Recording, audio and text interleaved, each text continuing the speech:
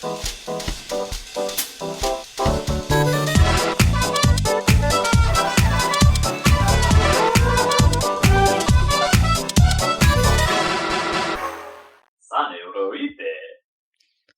and welcome to the Saladcast on Sunday, the 23rd of October, 2016. I'm your host, Dan Train.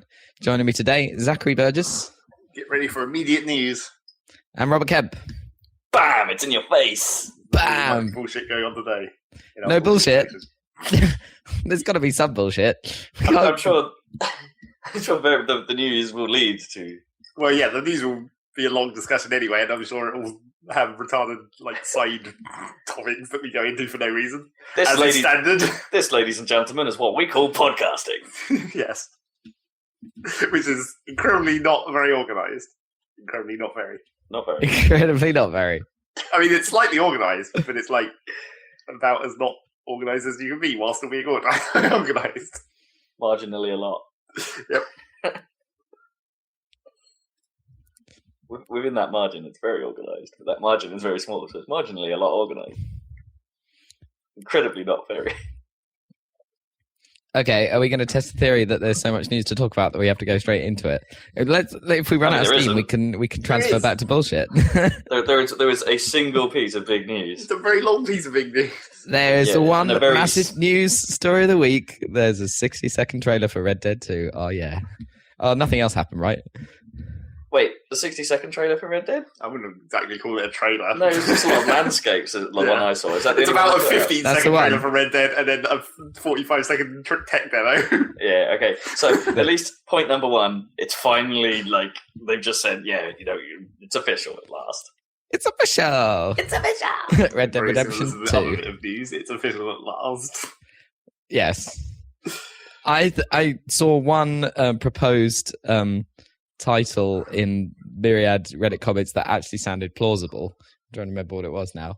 Along the theme, Red Dead Revolver or whatever doesn't really count, right? Yeah. Red Dead Redemption, and then is there anything that could be even slightly as good as Red Dead Redemption?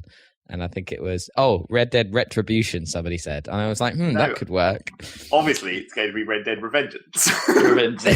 That's what other idiots said. Anyway, so now we know it is Red Dead Redemption 2, which is fine by me. And or Red Dead Raspberries, or alternatively, you just put the actual official subtitle, which should be Red Dead Redemption 2, Red Dead 3, because that's basically what it is. Yeah, it's not that. For maximum confusion. There's been other series that have done that, though, haven't there? Red Dead Rash.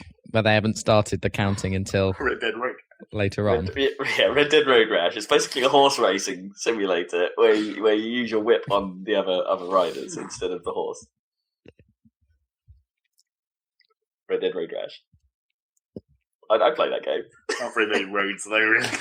That's the main problem. Sandy dust trails. They count as roads when there's no tarmac? That seems to be the main... Technically, I'm sure. That seemed one of the coolest things, technically, in that I hadn't... Because obviously it looks beautiful, that's the main thing. Super impressed by it looks like GTA 5, let's be fair. I didn't think it looked like much of a... It looks similar to the style of lighting and the style of look that I think I've been recently looking at in GTA 5. It didn't look like the tech had come very far. I don't know. In terms of not that it really has to, but vegetation and stuff, it looked considerably better than the kind of the outdoors outback in Red Dead 5. Oh, sorry, GTA 5. I think the woods look okay in GTA 5, but the woods in this, just those couple of scenes, look quite a lot better. Engine-wise, it looks similar, obviously, because it's the same engine. Yeah, that's what I mean. Yeah. I mean, clearly, they're building a game where there aren't as many buildings, so there's going to be a lot more foliage. Exactly. But still, it's you know what I mean. There's not actually pushing any technical boundaries here from what we've seen from them. But not that I'm saying that's a bad thing. I'm just sort of saying that's it's got that look. Yeah. Man, looks good. And I was impressed by the. I have to sort of pull this back a little. It's just it looks like a game at this point. It looks fucking amazing. I can't wait. It looks like a GTA 5 mod. Oh man, yeah. And the dust and stuff that was really really cool. Okay, I hadn't really noticed that was kind of somewhat lacking in the original, and it looks so cool. All of the like as those horses go by at the end and then kicking up all the dust and little bits of grass and everything. It's awesome. Yeah, it'd be how that clouds and how that spins in the air. And how that varies is going to be the crazy. trick. Yeah, exactly. They do their classic Coda thing where they're just like, look at all these clearly very precisely animated set pieces that probably aren't ever going to look like that in the game. Yeah, probably. Yeah. We're looking at GTA 5 like weird ragdoll shit. Yeah. Here's a man flying. That was because the original game was all developed. It was all fucked up, wasn't it? That hasn't happened in GTA though. That one, but yeah. No, the PS3 with its janky animation model. Yeah, just like the swap model. But it looks like there's going to be a lot of custom animations in there because there's tons of GTA 5. Obviously, for all there's like that whole system for the pedestrians and everything. But if you expand that to all of the crazy wildlife and stuff, I mean, it looked pretty good in the original, the animation. But I mean, this looks like another step, to be honest. As you'd expect. Yeah, as you'd want, exactly. Like the weird little thing. Well, I'm not sure what was actually happening on the floor of the forest in that little clip. There's something was eating something else. Yeah, sort of like shook it around a bit. Yeah, and like the dog barking at the vultures while they're eating the corpse of the thing, that looked quite convincing. Although that could, like Zach says, like there could be a set piece. Yeah, but even in the background, like the horse that's drawing a cart, like is shaking its head, in that way that. Anyway, that's an animation. Yeah. Yes, exactly. It's an animation that's very convincing. It's cool. It won't be convincing if you see that exact same animation over and over again. Like literally the exact same animation. If it's just a Ken thing. Yeah, that's absolutely true.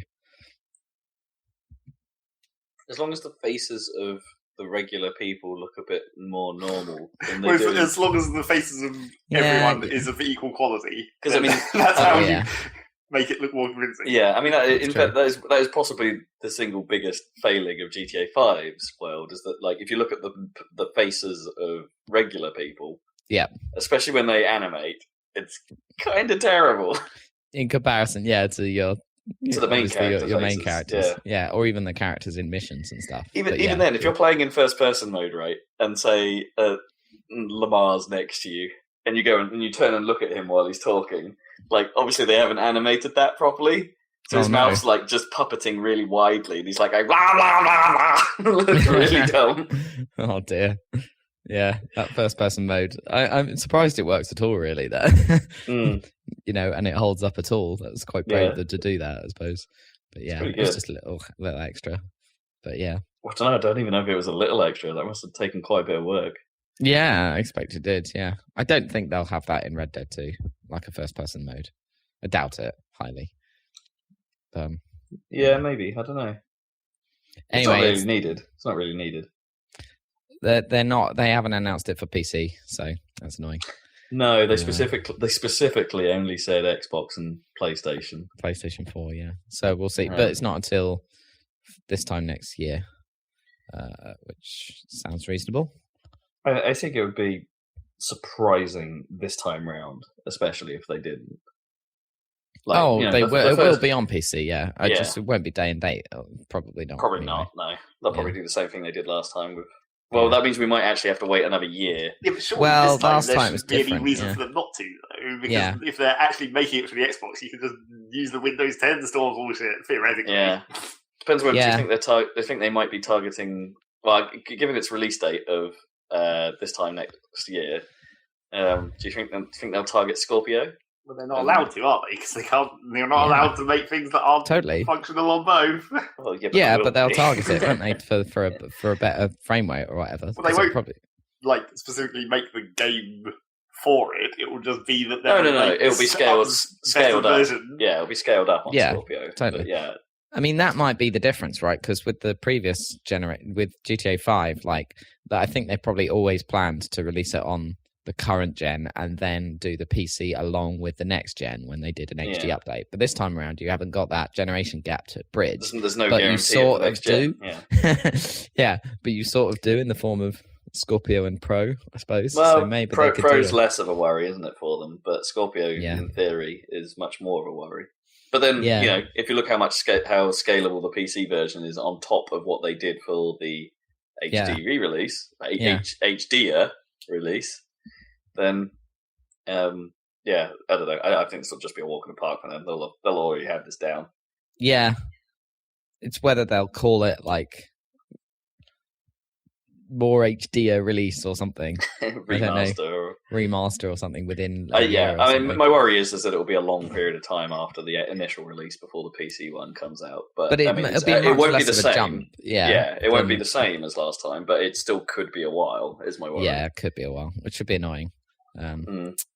So I'll probably have to get a PS4, which would be good because then I can play Uncharted and I don't know, Res. I'd be pretty hyped, but I still think I'd want the. I'd be pretty hyped for it, but I still think I'd want a PC version now. Now that I've seen, that we've seen now that we've seen through GTA 5 what they can do. Yeah, it's going to be amazing on PC. Yeah. Oh man. Anyway. Big news ish. Not really. They didn't really show much, but I mean, it's enough for me. It's official. It's official. So yeah, it's gonna be cool. It's clearly gonna be much more kind of, well, obviously, I mean, according to the rumors about the map, it's set a bit more east, so a bit earlier, and hasn't got quite out into the deserty stuff as much. Yeah, I was about to say that. The rumors are it makes sense. Either a prequel or just a separate story earlier in time. Yeah, but that gives you less of a spaghetti western landscape and more of a more traditional western landscape of more farmland type stuff with actual cattle rather than just, scrub and desert or whatever. And that is obviously supported by the new tech of all the foliage and stuff. Like there's clearly a lot of grass going on in this one compared to the previous one, which would be cool. Yeah. Will we go to Mexico? I think we'll probably get there eventually. Although I don't know. Oh no, I don't think it's one of the rumors. Go the other direction. Yeah, I mean they have the Rockies or whatever. In the the tall trees area is meant to represent the Rockies, sort of. Yeah. In the original, but I think they'll extend that a bit. I don't think they will be Mexico in this. I think it's just you might go back as far as like west as far as what's it called, Armadillo and all of that. But I'm not sure if it goes across the river, but it might do.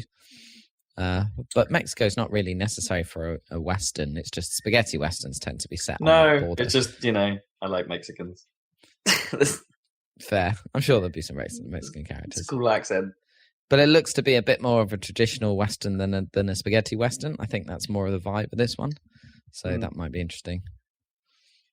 Also look, the scenes of a posse. This they seem to be like their artwork seems to be like focusing on that aspect of it. Yeah, well, they'll definitely do a whole online mode along the lines of GTA Online, which could be good. I can't think that will be even though we have such apathy towards the GTA Online. I can't help but think that there's less they could do. I think it appeals to me more, though. I think it might be a more focused kind of game on multiplayer game.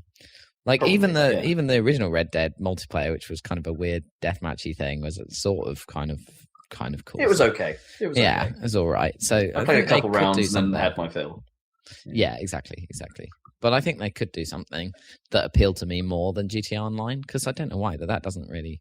But the idea of galloping around in a posse sounds quite fun. Well, it depends whether that's. I mean, I hope what they're showing right now is actually that's the story element. Yeah, right? it is. There'll be some amount of Magnificent Seven style. Yeah, like crew building and. Maybe they go for the Mass Effect loyalty model. I don't know. Like before you go on the suicide mission, it's race against time. Yeah, I mean that could be cool. A bit less lonely than Marston's journey. Yeah, but we know nothing at all apart from which is relatively similar to how we feel about the next story. News! We know significantly. Well, no, actually, we know, I guess, exactly the same as we knew before, just now it's official. Again, kind of, but now we can start speculating based on what was seen in the reveal of the Nintendo NX, which is now called the Switch. not to be confused with Ipswich, I must point out. It's the Nintendo Switch, not the Switch. Not the Switch, right? Okay, but we'll start referring to it as the Switch. Yeah, the Switch. It's gonna be annoying. This one Cool has a name. T in it. I'm on board with the name this time. It's a fine name. Yeah, I mean, it's not. It doesn't abbreviate. That's the problem. Well, it'd be NS. Yeah, exactly. That's not a good abbreviation to say. Well, we've been saying NX. Yeah, so close. It's so close. Got a vowel. Better vowel. But X. Yeah, that's not a vowel. Still an E. I mean, S technically starts with an E. Technically. Yeah. And N ends with an E. Technically. You've just taken the C out of it. The K sound. Doesn't work as well. So what is this thing? It's a sort of tablet-y, it's pretty much what the rumours... It's pretty much exactly what the rumours Yeah, so a tablet-y looking thing with controllers on either side that looks a lot like the Wii U gamepad, except for the fact that those side bits can detach and form their own weird-looking square controller. And this thing can be docked, and when it's docked, it puts it on your TV, and when it's undocked, this sits on a screen in your hands.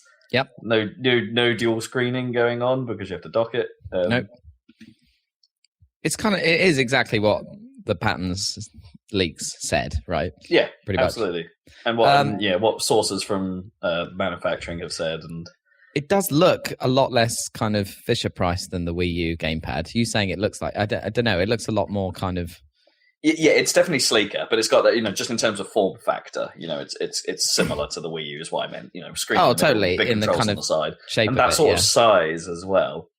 Yeah, it looked, maybe a tiny bit smaller, which was a little bit. I think that it's a little bit smaller, perhaps because it's lost a lot of bevel compared to the Wii U. Yeah. The screen looks smaller.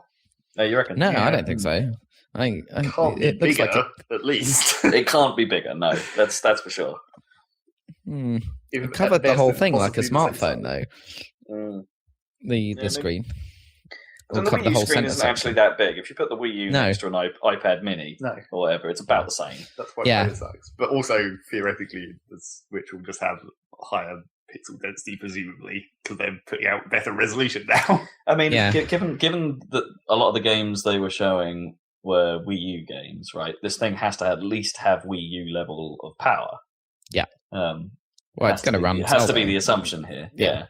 Well, it's an NVIDIA Tegra 2 something, isn't it? It's custom. It's not a Tegra 2 and it's not a Tegra 3. It's something else. It's something specialized. Well, it probably is a Tegra 3 that's been modified or something. Probably. Well, I don't think it is, because there was the rumor originally that they would use, right? Just as NVIDIA were announcing the new Tegra Nintendo, we're still using the old one. So it might be the previous one, but upgraded somehow. Yeah, like a halfway between 2 and 3, I think is reasonable. The thing they mentioning is because it's kind of been detached from having to use the Android operating system in any way, that like gives you more juice for games. Yeah, like to the metal. But that like what? So how much power does fucking Nintendo's operating system use?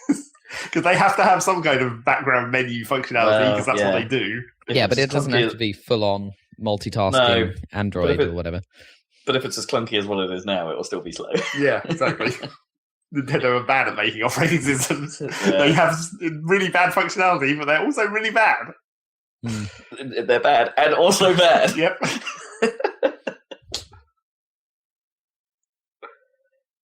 So, what else was there to mention about this thing? So they showed like some ad hoc multiplayer going on where they just plonked 2 of them down and they talk to each other, which I guess they've been doing that with the 3DS for a while, so not too much. Well, sort of. Yeah, depends. But that's cool because you could plonk 2 down next to each other and then detach the controllers and use them individually. So you could have 4 people playing on 2 machines, right? That's what they showed. Yeah. So that's kind of cool. Which still is like, let's have a split screen on a tiny, tiny screen. Yeah. I mean, that's a bit odd, but if you're for the car journey thing is kind of, I guess how else would you do it? You can't really have a big screen in your car that you could carry around, probably. I guess the weird thing, right? I might need some help here. So they introduced a new controller design as well. Yeah, that sort of looks like. Well, it basically looks like the OG Xbox controller, which means the key point here is that they've not the Duke, but a bit like the S. Right. But the interesting thing here is that they're starting to embrace offset control sticks. Yeah. Well, they're offset on the main thing, aren't they? Right, because they're not the same. Yeah, which then means if you're detaching them, is one player getting a weird deal where the stick's probably in the middle of the controller rather than on an edge. Turn it upside down. I know, but because they're offset, does it sit in the middle rather than at the are they perfectly symmetrical? Because that can't be comfortable if the stick's in the top corner on one side and the bottom corner of the other side. That can't be comfortable. Well, it's probably more comfortable than having them both at the top. No, but just the distance, you can't hold it like that. But so one of them has to be different. One of them has to be weirder, when you detach it and you're playing it Wiimote style. Than the Possibly. Other one. I mean, I think the stick and the buttons and the 4 buttons ranged in a cross are next to each other on both sides. But I think you're right that there's a gap between that and the bottom lip of the thing on both. So I think depending on you're still so basically you have to when you're using just one as a controller, you thumb and the little buttons are really close together. So and the one edge of it has probably got a sticking out part, but it doesn't really matter which side. When you've got it turned sideways in your hands, you're not holding it you're not pushing your hands up against the side. You're the excess sticking out sideways and your thumb going up onto it. I mean, so a bit weird because on one side or the other, it shouldn't actually matter. Sure, yeah. But one of them. No, I'm just saying it's just a bit weird. It's just No, it is. It's weird. Or they'll just make a pointless plastic case you can wedge it into to make it like a Wiimote size. I mean, I think it's. But that's kind of what that little mini controller is, though. Really, they're sort of let's chuck these bits on the Joy-Con. They're called Joy-Cons, which is the dumbest name ever. So is that actually the official name? Yes, Joy-Con left and Joy-Con right. Isn't that what those weird old Namco controllers for PlayStation were called? Probably. There's probably been several things called Joy-Cons before. Yeah. I think it's kind of cool that you can use them in a kind of crappy way for local multiplayer. I think it's a nice option. I don't think it's supposed to be comfortable for long play sessions or anything, but I think it's kind of cool that it's possible. Yeah. I think it's cool for kids and stuff. Well, so here's the thing. Yeah, the interesting part of this is it's obviously Nintendo trying to embrace the whole local multiplayer thing. Yeah. Which quite fun playing Nidhogg with one of those things. Well, they didn't show any online. Every multiplayer they showed was connected devices. True. In the same physical location. By far, the most hilarious part of that trailer was the attractive lady playing and then looking out the window and then seeing her attractive friends on a rooftop and then being like, "Oh, I'll pick up my Switch and go over there." It's rooftop Switch party time. Yeah. It was so weird. Or, people playing, I don't know, what do you call it, picnic table NBA. Now that made much more sense to me. The little stand, I think, is kind of cool. Yeah, little stand makes a bit of sense. Why don't you think about that? What? No, just like going to play, I don't know, you're at a skate park or whatever and playing NBA. I don't know, I don't see it. They're at a basketball court. You could do. Well, let's stop playing real basketball and play some fake basketball. Yeah, that's kind of dumb. But I mean, I could see that at a table, in a cafeteria or something, where you don't have two HD displays. A table somewhere other than where it was. Yeah. But it could be I don't know. I mean, obviously, people, I mean, that's a classic, isn't it, of video game advertising that they try and tie it to actual physical activity when in fact it has nothing to do with it. Yeah. So it's you're a healthy, active lifestyle where you sit around and play computer games. And they did, there was some creepy camera work when they zoomed in on that guy playing Skyrim, right? There's a moment where he's just like zombie face and it's and it's no, don't do that. It wasn't zombie face, it was enthusiasm. It was enthralled face. Oh, I don't know, it looked real bad. I didn't like it. It's like those crappy, you've been to Cineworld and seen those slow motion face cams they do of people's reactions to films or whatever. That's their ads at the moment. It's just it just looked as bad and as crap as though it's ugh. You just don't like people's faces. It's all a lie. You don't like face at all. You got creepy eyes. That guy had creepy eyes. They're staring into my soul, except not really at me because they were off to the side. He's staring blankly into someone else's soul. So there has no soul. So there's a Pro controller, right, basically, and then there's... Yes, which is the one I was referring to earlier. Right, yep. And there's also like a weird little caddy you can clip the two Joy-Cons into to make it like a more normal controller, but it looks really weird. So presumably that means you don't have to buy like an extra controller. Like I would assume it'll come with that one. That little square. Yeah. But it won't come with the Pro controller. Have those sucky like where the trigger buttons will be like how the mounting the Wiimote in the steering wheel had that weird like lever basically for the B button. I don't know about that. I don't know about that. It looked like those were kind of exposed, like both ways of playing. A bit like the Wii U, it looked like they're not going analog triggers again. Well, I don't know. They look like they could potentially be analog, but very small ones. No, I don't think so. The Wii U hasn't had thin analog. To make analog. I'd be very surprised. It'd be like the 3DS ones. Like, it'll just be buttons on the top. I'd be surprised if they were analog. Do they not have analog on the Wii U? They haven't been analog since the Wii. Since the Wii? So on the Wii U doesn't have analog triggers then? The Wii's like control. Any of the controllers you could get that were Wii branded, none of them had analog triggers. Like the classic controller or the weird retro. So you actually mean since the GameCube?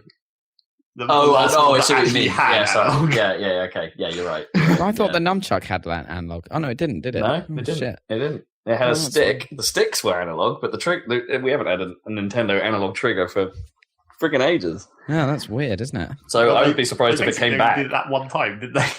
Because like the N64 wasn't analog, obviously. Right, yeah, true.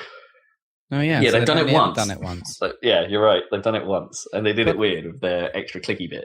But I want to play driving games on my Nintendo Switch. God damn it!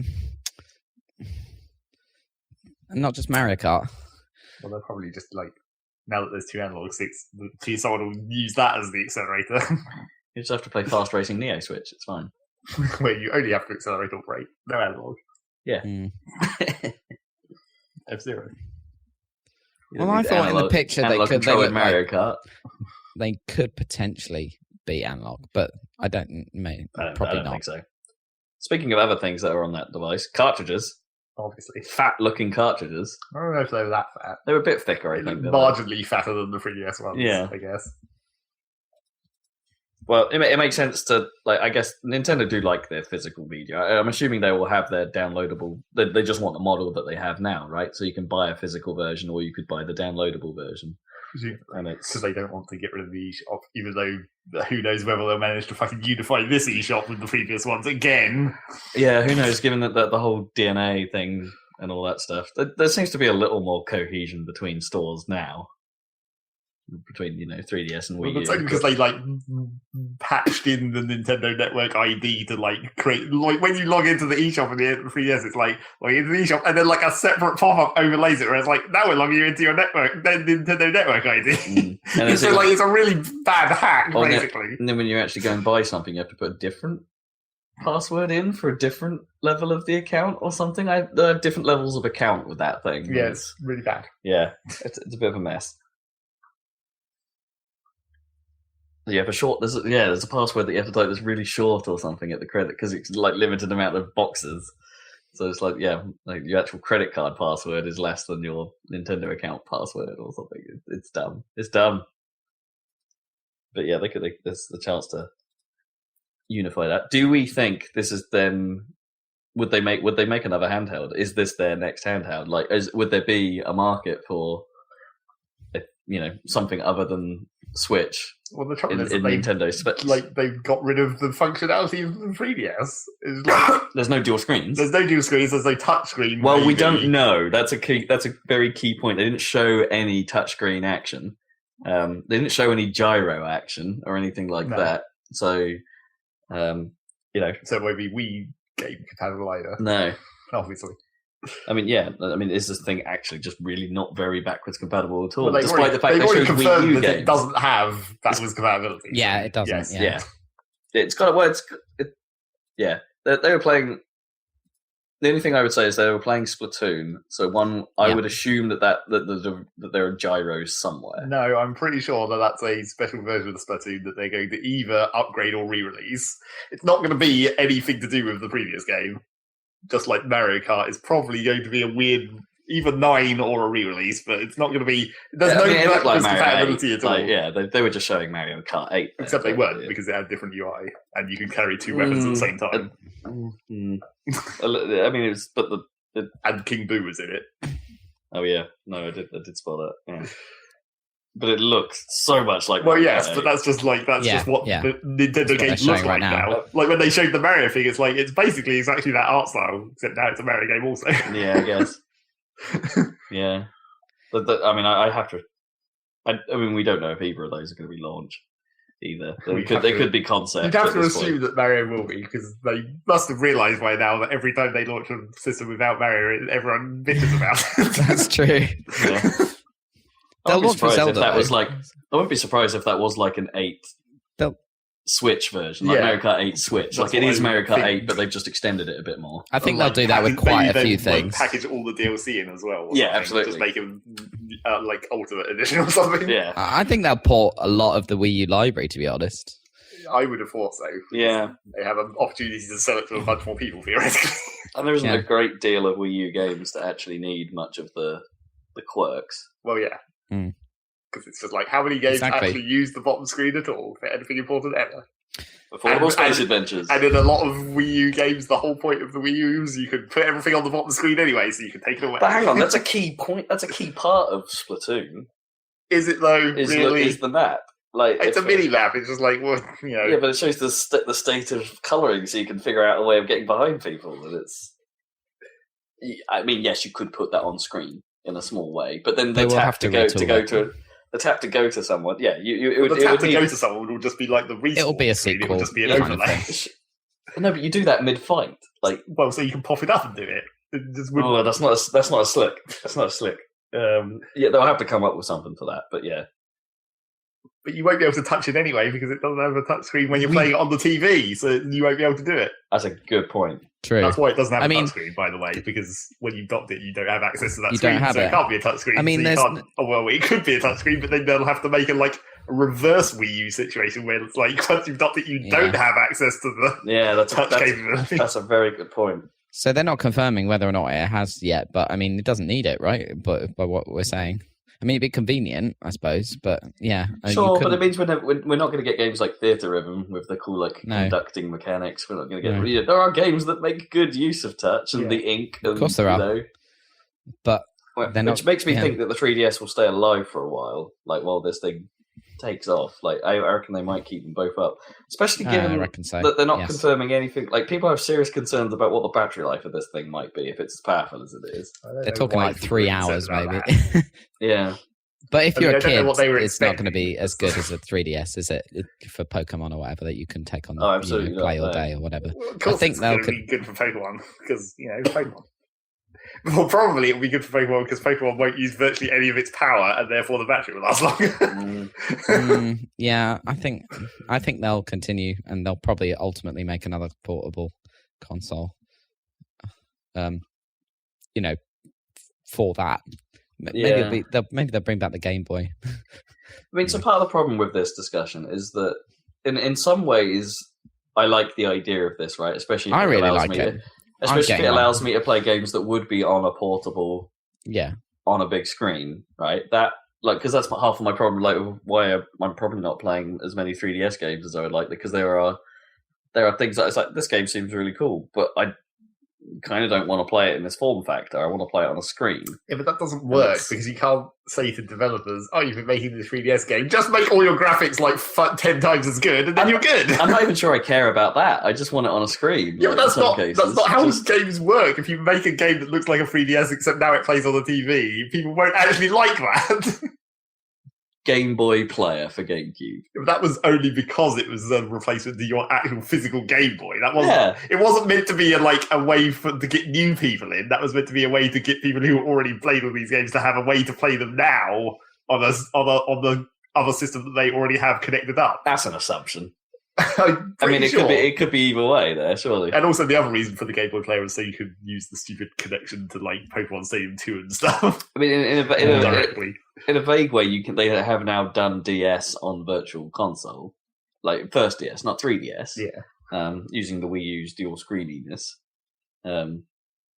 So you can sort of do that now.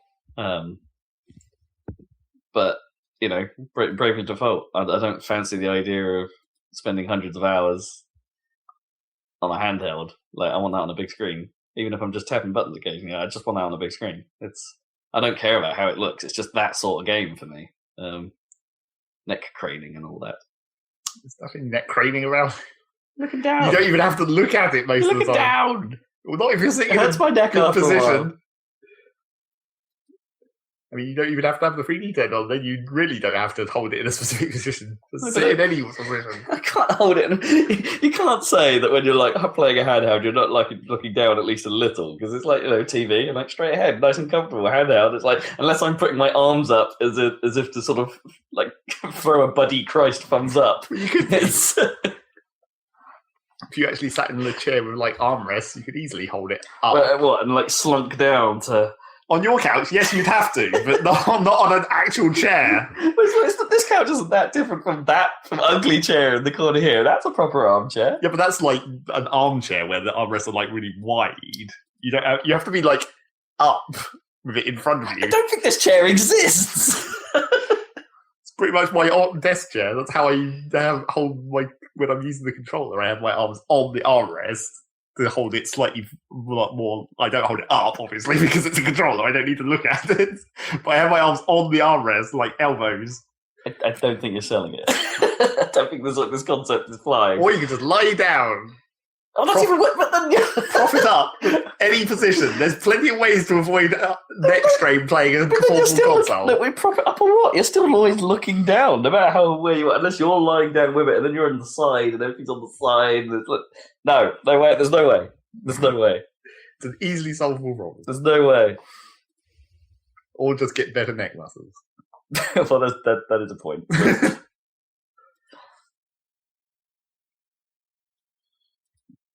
Because the actual problem with the 3DS for positional straining is when you have to use the stylus and look at it, because then you have to have it pretty much resting on something. On something, yeah. I do have that problem with playing Theatre Rhythm, where I'm sort of like, having to curl that hand to hold the entire weight in some way, or rest it on a knee, and then you're having to tap it. Yeah, there is something to that.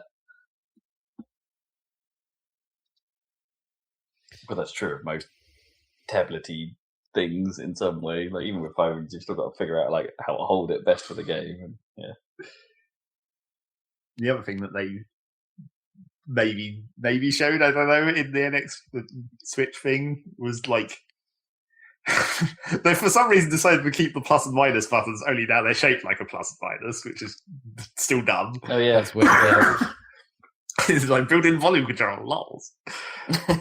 So probably not. Probably not. But then there's like it's probably not the Wii U's TV button. No. But then of course there's the mystery square button, dun dun dun. Yeah. Which may or may not be a button at all. You know what? It's Amiibo. Yep, that's what I thought. They do very briefly in one of the shots in that trailer show a bunch of Amiibos in front of someone's TV, and it's just like, was that just there for decoration, or are they just saying we're still keeping Amiibos, so you better be ready for Amiibos? Hell yeah, they're keeping Amiibo. I mean, the only problem with that is that it makes a little less sense if the thing was docked, right? Like, do you have to go up to the thing? And... Well, no, because it's on the side of the controller. Was it on the Pro controller as well? I think so. Oh, okay. Okay, then that's fine. I assumed it wasn't on those. Like, no, I don't know. I guess you could make the square in the middle of the Joy-Con controller cube thing. Like, that could obviously have a big old Amiibo. I think it was on one of the actual side bit controllers. On the Joy-Cons. Okay. I think it might have been. I don't know. As a headphone jack, it's clearly not brave enough. Take that, Apple. Not brave enough if they still have a headphone jack. Ninty's got your back 3.5 mil. Yeah. Awesome. And it's like, I guess sort of necessarily it's on the top, which is always a bad place for headphone jacks if you're using it portably. This is It's probably like, just this sort of- cable comes out and goes directly in the way of the screen when it flops over it. Yeah, I'm less worried about that. That's fine. I bet I'm it the won't guy have. that was okay with the Dreamcast, so that's not a problem with me. But the Dreamcast had that little notch where you can shove the cable to make it go the correct direction, which it always should have done. Yeah. It's such an admission of it that it's a problem, isn't it, that notch? Yep. It's like, oh crap, this isn't right. How do we fix this? Tiny little notch. Oh man. And then they also, with the announcement, posted there, look at our third-party support. Lol. Because we're Nintendo, third-party features. Look at all these people who are going to make like 2 games and then fuck off. They said that for Wii U. Yeah.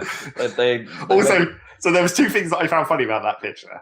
Firstly, one of the developers on there was Konami, and it's like, I'm not sure you realise that they don't make games any longer. That doesn't count. Yeah. And then the other thing, which I didn't really realise until the second time I looked at that image, it's like, hang on a minute. It's like the whole bottom 2 rows are actually developers. They're all just tech. It's like Havoc and Unity and CryEngine. I was like, that doesn't really count as third-party support. No. You're basically saying our architecture isn't weird, so it can use normal engines. I suppose Crytek would have to be the guys to put work into CryEngine to get it to run on, I guess. Tegra. But yeah, that whole bit where it like there was also like Epic in there, and I was like, so that doesn't mean Epic Games, that means Unreal Engine. That means Unreal Engine, yeah. I suppose Epic are still making games, but Fortnite's on X. Yeah, if that ever comes out. Fortnite's on Switch, confirmed.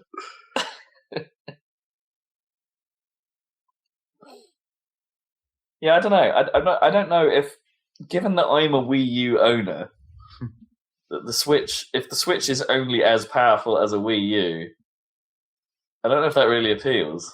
Yes, but you're not going to get any more Wii U games ever. No, they're immediately going to stop making. That is exactly the problem, which means I probably won't go in straight away. I'm going to get it straight away, I think. Especially if Zelda comes out. That's what I mean. You have the impetus because of Zelda. Well, I'm probably going to get it just because I want an actual Nintendo console. Yeah. I guess. It's been a while, I guess, for you. Yeah. I've not had one since GameCube, so I'm doing well. Sure. And quite also excited. because, like, it justifies not getting a Wii U. You're Yeah, like, exactly. aha! Now I can get some of the games that would have been on this, except now on the actual console that's going to have a longer support, probably. I think it's a little premature at this point because we just don't know which of those games are really happening, or if they were just tech, just things they put on screen because they could. I think they're overdue to make really. another Mario, maybe. Well, yeah. If you can, A real Mario, depending on how you treat the 3D World game, because that's really all the Wii U has had. Yeah. So you could argue they're overdue for one of those. So that's probably on the cards. Mario Kart 8 XL, whatever they end up calling it, Mario Kart 8, bigger Switch, Yep.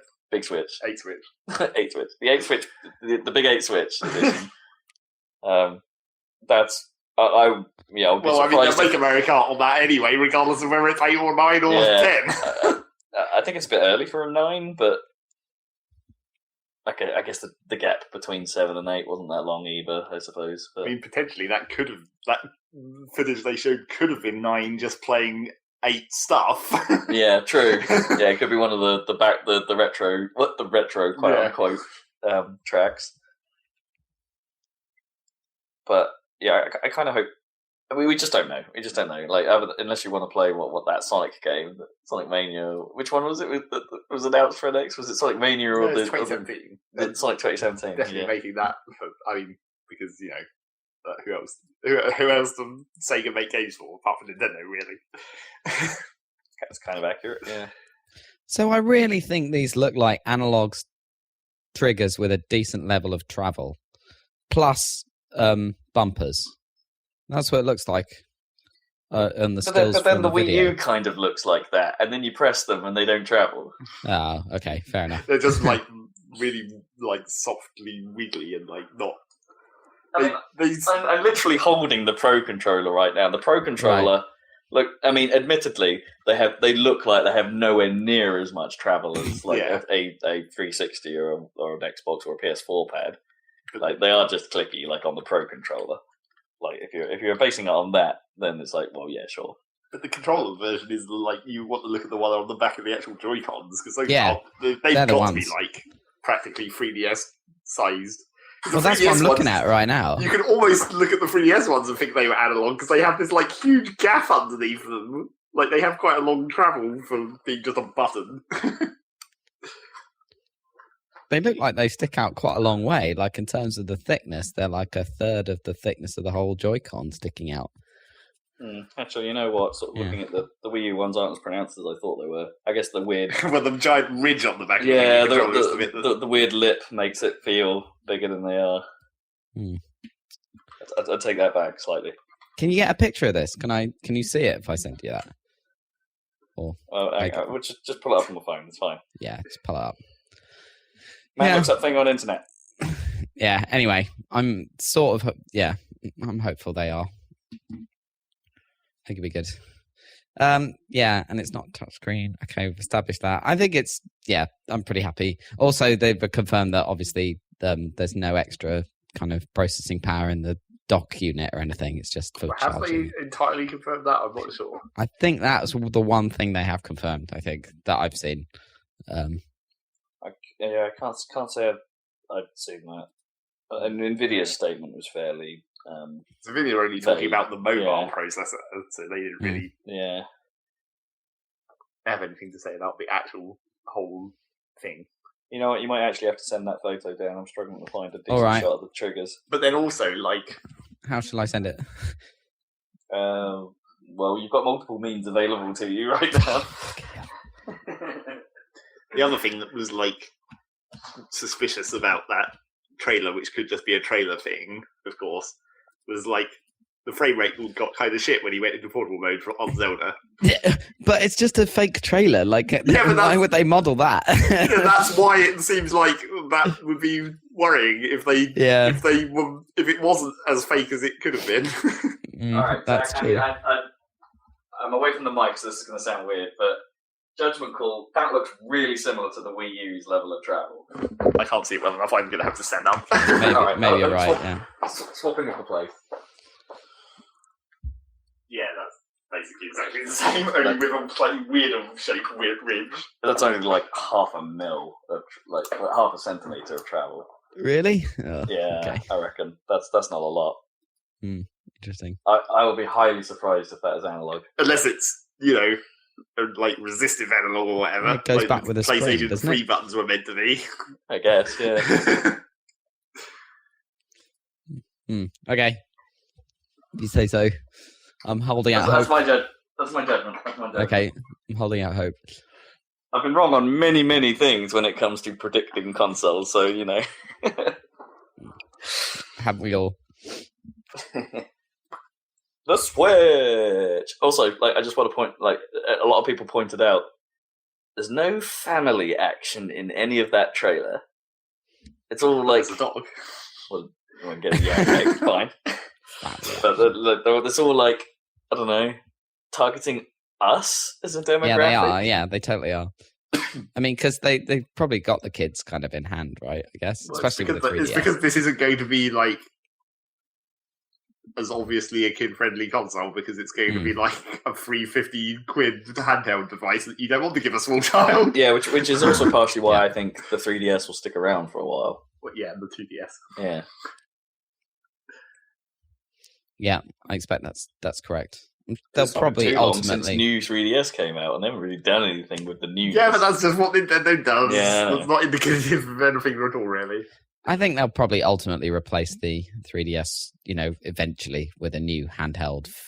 Well, assuming low-power device. They will actually manage to get the developers who normally make portable stuff up to Switch speed, then that will just drain it away from the 3DS naturally. Maybe. New Advance Wars on Switch. I mean, the Switch is going to be pretty easy. Don't tease me, man. Yeah, that's not even going to happen. Don't tease me. It'll be like a new Pushmo on Switch. Yeah, don't care. God damn it, Intelligent Systems. What's it called in EU? It's not Pushmo, is it? It's Cool Blocks. That's it, yeah. That makes sense. Pushmo's a better name. Yep, as always. We get the dumb names. Yep. Anything else to add to this? Was there any other little things? Well, it still hasn't completely eliminated my theory that you could use it as a VR attachment. Slap the screen into a headset, and you've got separate handheld controllers as well. I guess, but they don't have any motion control, unlike the old stuff. We don't know. Yeah, we don't know if it doesn't have a gyroscope. Doubt it. Technically. Yeah, but that's not really enough, is it? You need. And also, the other thing that makes me think that there's still something weird about it is like the whole reason why they hadn't announced anything up to this point is because at some point at E3, someone from Nintendo made some allusion to the fact that they didn't want people stealing their ideas. But then when they came out with this, it's just like, there's nothing here to steal. It's already obvious. Yeah, we knew about this.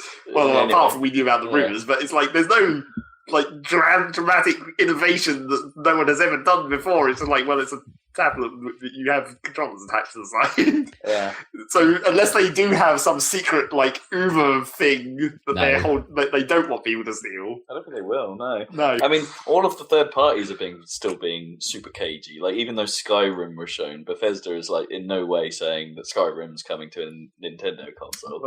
They haven't even really announced that Skyrim remastered by the time this happened. It happened at almost the same time, more or less. Oh, we knew Skyrim remastered. You knew that. We knew that at E3, didn't we? Yeah, but they didn't say much. They said, "Hey, we're doing it." They didn't necessarily make any predictions about platforms or anything. Oh no, they didn't. Well, I doubt it's the remastered version. In fact, I actually, I'm pretty sure it is, judging by the graphics that they show in that.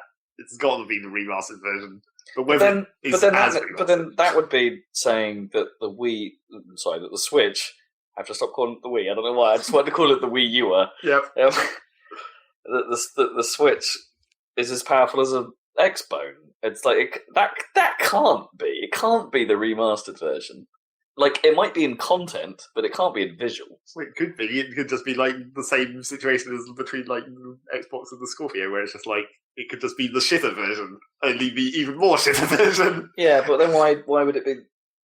I mean, I guess at that point, I just don't understand why it would be the remastered version. Well, because they're making you can't use the texture updates because there wouldn't be enough power. You can't perhaps use the real time lighting. Probably. Maybe like slight engine enhancements here and there, but it's like and it'd just be a better version of Skyrim in general. Maybe that's a massive assumption. Like we don't know what they're changing on that side. Well, you have to assume they're doing some work. Maybe it's not just going to be a graphical update. I wouldn't have thought. I mean, I got to throw up if it is the remastered version, it's going to look like cack compared to the real remastered version. It didn't look that bad in what they showed. It's a video! Yes, but Nintendo don't do bullshit videos as much. Most of the time they show stuff that's actually like it looks like. Most of the time, I've got my big old Bethesda warning lights on that one. I just don't believe that. I mean, what do you think it's going to look like? Because it's putting out theoretically quite a high resolution now onto a big screen TV, so it has to be pretty fucking powerful. Yeah, but in that size device, really? That's what Nvidia did. That's their fancy new. I just don't think we're there yet.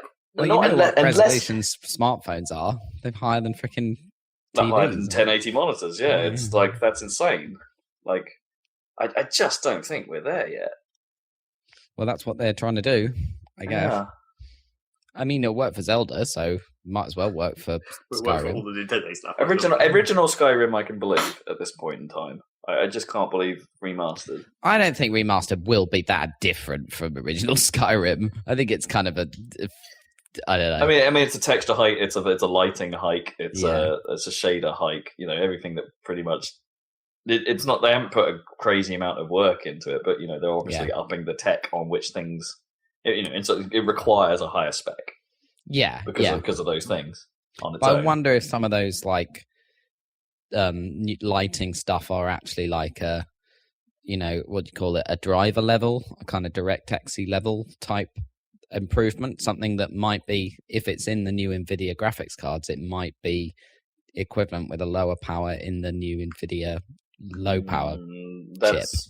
That's probably only true to some percentage. That's not going to be like 100% gain. No, totally. But I'm just speculating that like they could bring a similar kind of lighting technique to a mobile platform that wouldn't have been around at the time. Skyrim was released, potentially at lower resolution. I guess the trick is see what the new Infinity Blade looks like on a modern iPad, and if it looks like Skyrim, then you're in luck, right? Yeah, but then iPads, what do they have? They have their Apple something. Yeah, yeah, but they have a special like graphics. Oh, it's integrated, isn't it? So they just have an ARM processor with a what's their graphics stuff called? A9X or something. Yeah, isn't it? yeah. Their graphics chip. But presumably the NVIDIA one is more tailored to, well, graphics or 3D graphics than a more general purpose chip in the iPad. I mean, an iPad will probably be more powerful, I would have thought. Well, here's the kicker for this. Like, if you think that you thought the device was going to be $350 earlier, and it's like Zach did, yeah. I don't know. Okay. Well, that's because what people have been saying. I mean, it's a sensible price point for a console of that. It'd be cheaper, power, I guess. Yeah. But still, it's like given its. But it's just like, if an iPad at the cost that it is, or an Android device at the cost that they are, with the most powerful stuff in them, can't do that. Well, to be fair, their revolution is more than 4 times on the iPad, isn't it? Because it's Retina and it's a higher res. Oh no, it's not. It's about the same, but times 4, right? That has to drive. It's just like the Apple tax. Well, it's about 1600 rather than 1080. So yeah, it's a high res, but that's optional. But they did. No, it must be 2048, right? It's not 4K. No, I mean, no. What is it? It's 1024 multiplied by 2, right? Rather than. Oh shit! I'm thinking the wrong resolution. Oh, it's 768 multiplied by 2. What's that? Right? So 1520 something. Yeah, 1536 or something. Yeah, okay, there you go. 1536. That's the res they have to drive. Sorry, I always think of the width. I don't know why they classify it by the height. Like, it seems weird. Anyway. But is that in vertical stance or in horizontal stance? So I think the original iPad resolution was 1024 by 768 because it's 4:3, right? Yeah. So now, if they doubled the resolution in all directions, that makes it 1536, right? Versus 4K, which is 1080 times 2, right? Yeah. So you're looking at least a double pixel count. Yeah, which is 2160. Yeah. And I'm pretty sure I saw someone somewhere say something about the Switch potentially being able to do 4K. I don't know what context that was in. Probably not 4K games, probably 4K video output. So I've heard that the screen might be 720p, so that would be half the resolution of the small screen, and then for a TV it would put out 1080. But 4K, do you think? No, probably not. It might be. Be able to do the video in 4K because it's at that point it's just like not even really a system stressing problem. You're just displaying a video. I mean, that's quite system stressing, but it's not exactly like graphics. Yeah, maybe when it's in the dock, it could put out 4K video, maybe. Well, you would want to put out 4K video onto a 720 screen. That would be dumb. No, but you know what I mean. Yeah, the 4K video is a different thing. That's to rendering 4K pixels like that. That's a very, very different problem. Anyway, I just think I mean, I don't know about the battery life, but I think it will have, compared to an iPad, it will need to render half the resolution effectively and have a chip that's more tilted towards graphics than more general purpose use. So it might have a chance or whatever, but it will be cheaper than an iPad significantly, I would have thought. So, well, yeah. Anyway. Yeah, I don't know. I just don't think that adds up at all. And it also won't have the operating system overhead. Not to that level. I think you can do. Don't get me wrong. I think you can do good things. Fast Racing Neo does some very neat tricks, but it's doing it at a massive resolution cost. The Wii U could output 1080 if it wanted to. Most games run at 720, I think. And oh, really? I believe Fast Racing Neo decides to take a horizontal resolution hit to do what it does. And this thing will obviously be probably be more powerful than a Wii U, probably, but not by enough to run Skyrim. Original Skyrim, I would believe. I think I can get behind that. I think that's possible now. But I mean, the Vita's pretty close to matching a 360, right, in terms of power. So it's I just remastered. I think was probably a step too far. Not without some crutches, or as you say, a massive resolution drop. But we shall see. Indeed. Maybe NVIDIA have come up with something incredible. I mean, people are pretty impressed by those Shield things or whatever, and they even with the Android operating system overhead. So, who knows? I thought Shields were mostly streamers, though, rather than actually playing stuff on them. Oh, is that right? Oh, sorry. Yeah, I think so. I thought they had to hook to a PC that was actually running the game. Oh, really? Oh, I'm totally wrong then. Okay. I have no idea, to be honest. Like, I have no real. I haven't been following Shield at all. Yeah, maybe they are different now. Yeah, I'm pretty sure the first one was meant to be like that because it came out at a weird time where people were like, "What? Why would you do that?" And it was like, "Oh wait, Steam boxes and stuff." Yeah, maybe they do something now. I've got no idea. No idea. The question is, what bullshit attachments are they going to make for the new thing? I could totally. I don't think there's going to be a golf club controller. I could totally see. Well, I don't know. Maybe golf club controller could theoretically work actually better now that you only have to have one of those little things attached to it. Maybe. But they never made that right. Okay. Does that motion control say? Just one note about things we should take with a pinch of salt here. They never made that Wii U tech demo thing that they showed about when the Wii U was revealed of them putting the Wii U pad on the floor and you could see the balls lie, and then you'd use the Wiimote as a golf club. Are you sure they didn't make that though? Or no, is it just something that you didn't see? That never got made. That never got made because I'm pretty sure that was some kind of me-based. Like it was a me-based sports title or something then, and that never. The only thing like that they put out was Nintendo Land, and it's definitely not there. Are you sure they didn't actually? You sure that wasn't actually literally a tech demo? Like it did exist, it just never actually made it out to a game. I mean, it's possible, but that's what I mean. Like, got to take all of this with a pinch of salt. Like they showed something and it didn't happen. That's not what it means, though. It might have happened. That might have been a literal video of that thing happening. It didn't mean we could buy it. No, but that doesn't mean anything, does it? Because if it happened on the system, then it happened. Whether we can buy it or not. Mario in Mexico might not happen. It might be something else. Which, for the record, I'd be totally down with what that looks like, Mario in Mexico. It's not going to be what you want. It's not going to be Mexican. It's going to be like Piantas again. Oh, yeah, but it'll definitely be Piantas. Mario Sunshine 2. Yeah, basically. That's what they actually don't want people stealing. Just like they originally did with the original Flood. That was their big reveal there. Like, oh shit, water tech. Yeah. Squidgy stuff tech. Soft physics. It would be kind of interesting if they made like some kind of weird attachment for it where you could have the screen be vertical. I don't know why. Yeah, it'd be like turn it into an actual Game Boy and have the controls at the bottom and the screen sticking upwards. I mean, I guess you could, yeah. I don't know. Oh, for pinball. Yes, exactly. Vertical resolution. That's all you need. Very important. All right, cool. What else is going on? That's it. That's the Switch. Looking forward to switching. Okay. March, by the way, we didn't mention that. Oh, yeah. March. Yeah. Everyone nailed the release date. Well, like every other rumor. Yeah. Well, does that mean if that means Zelda comes out in March, I'd be super happy. Not sure about that, though. They haven't confirmed that right? Breath of the Wild is a launch title. Well, they haven't confirmed any launch titles at all, really. No, they haven't really. They've technically confirmed games for it, not when they're going to come out. No. Yeah, we really still don't know anything other than what it looks like.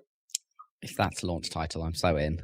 Oh god. Where am I going to put that little dock? It doesn't matter desk? whether it's a launch title or not. You're just going to get it at some point anyway. Yeah. Yeah, unless they do a within the first year revision, in which case then there'd be a reason to hold off. gonna take an F-Zero at this point.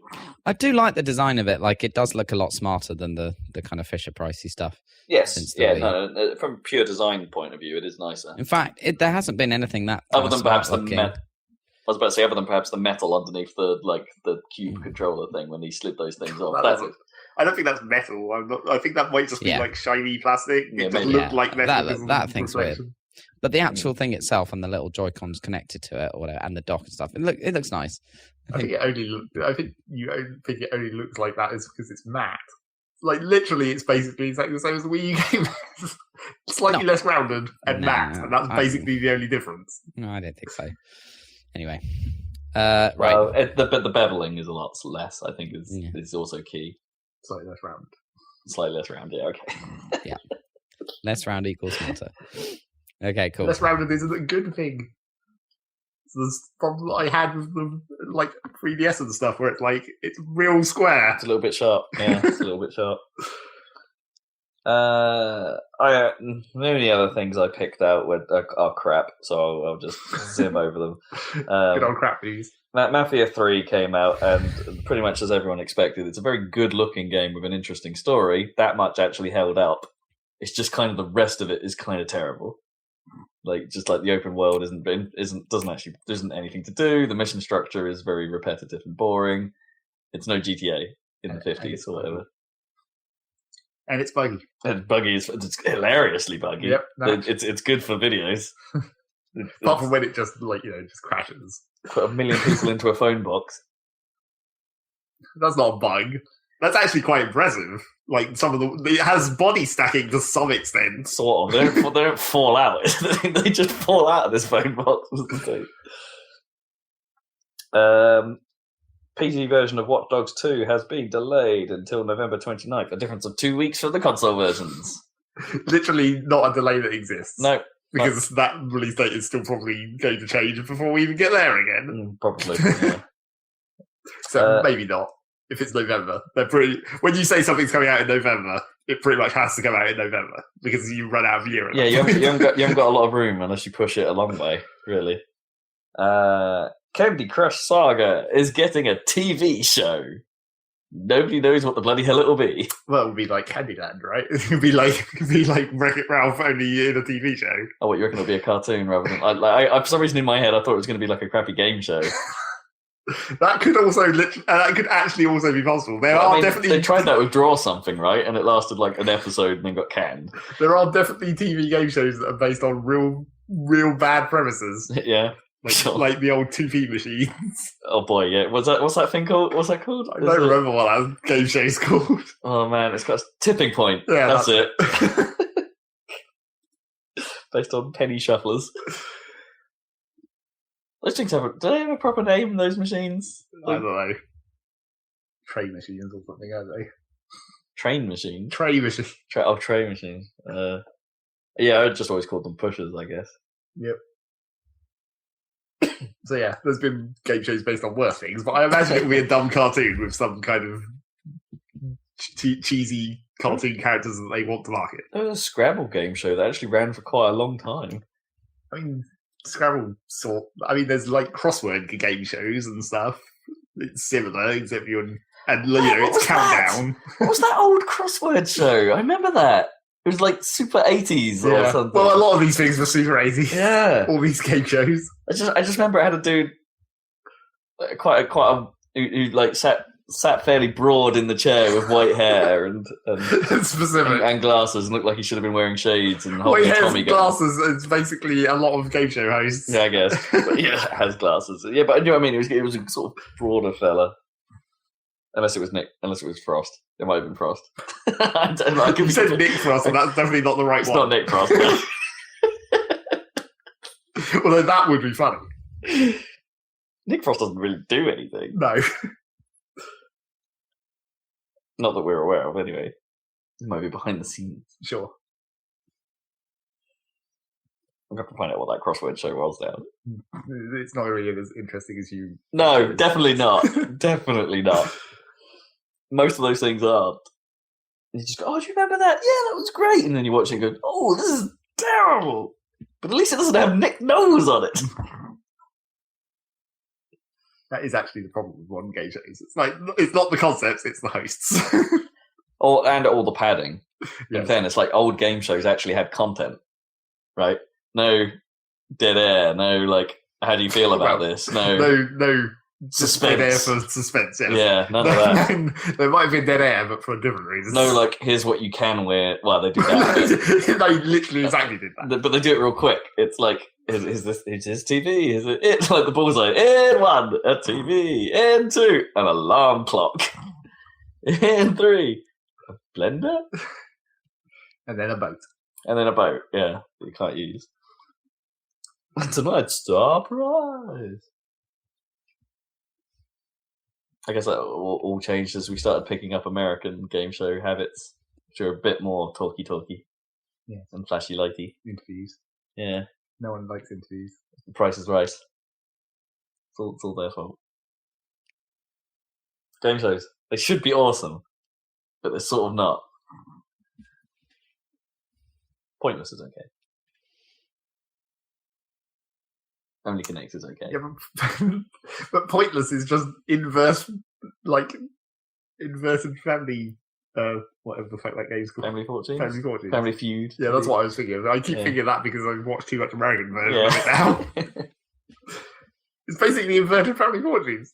Although that show was, although that show was never really about the game show. No, was it? It was basically just a comedy vehicle. Yeah. It was about bad answers.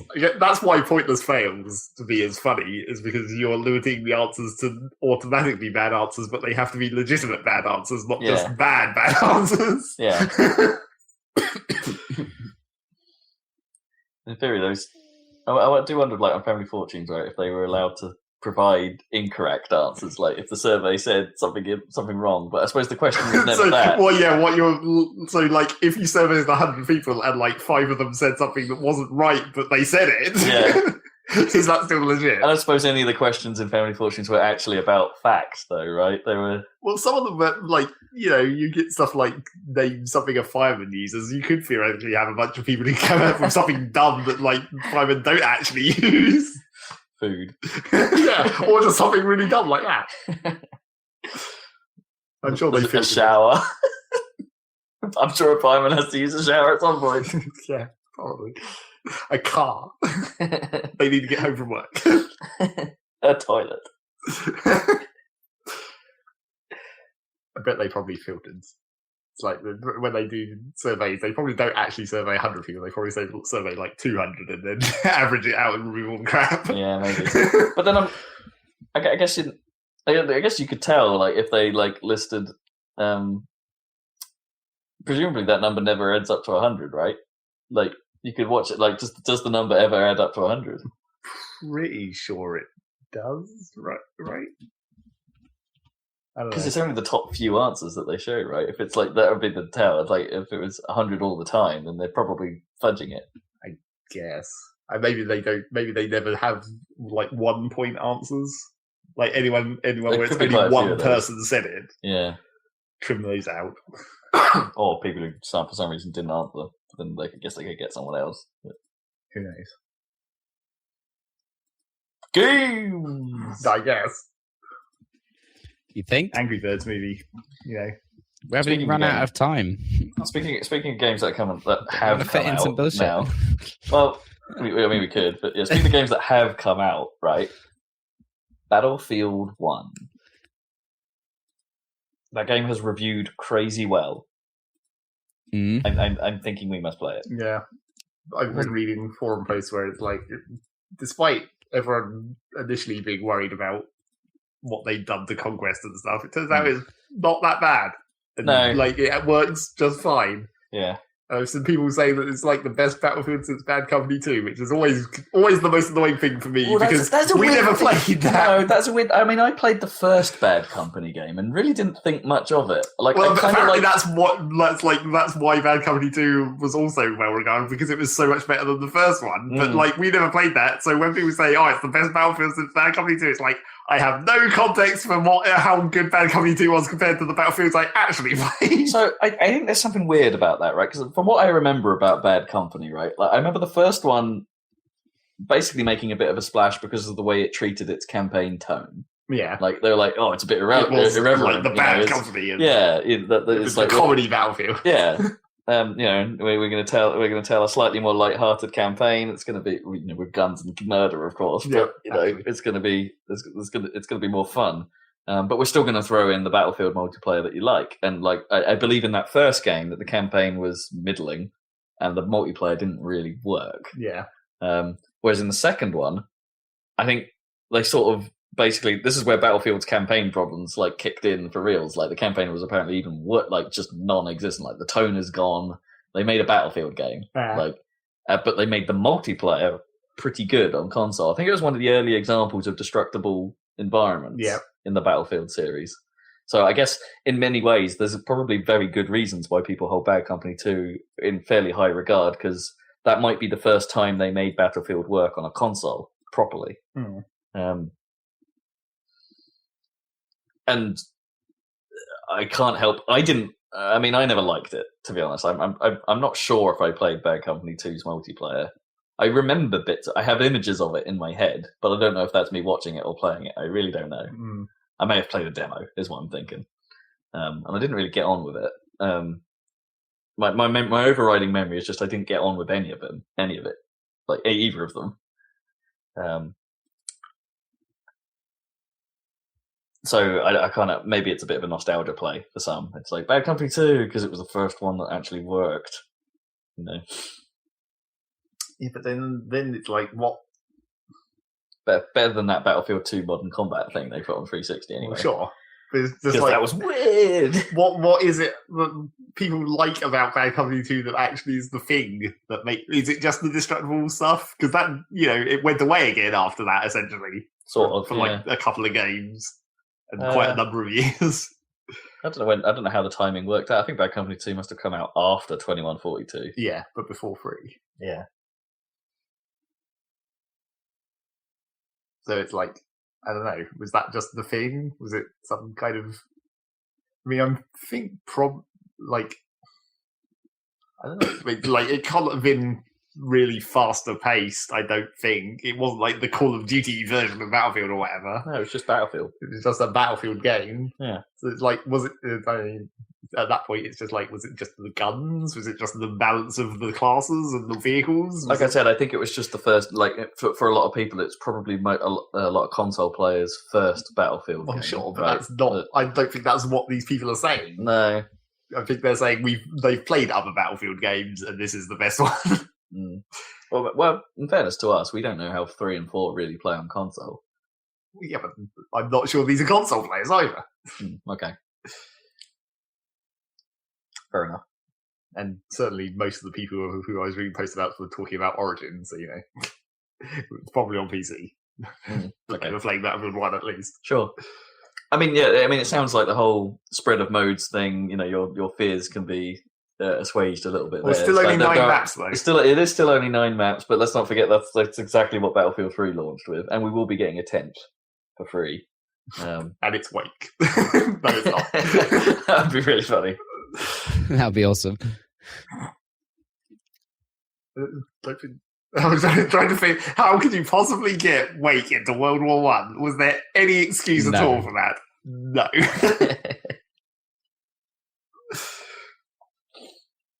Yeah, I played the beta and I felt quite negative about it at first because, it was uncompromising in its design, like in the sense that, snipers will pick you off. Yeah, that's part of the game. You got to deal with it. And the changes, and like the more I thought about it, the more I ended up playing it, the more that became less of a problem because they've changed the ticketing system. It's like you don't lose tickets based on deaths anymore. It's like it's purely based on in Conquest. It's purely based on territory control, and it's like I'm okay with that because it then means the meat grinder effect of certain parts of the levels doesn't really matter anymore. But that's not logical though, because like.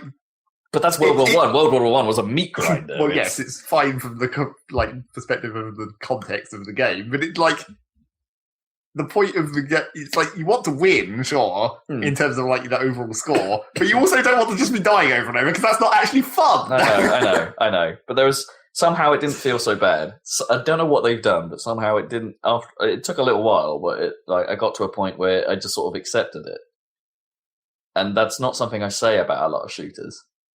I mean, I barely let Call of Duty off the hook for making me feel like that because I suck at it, and it's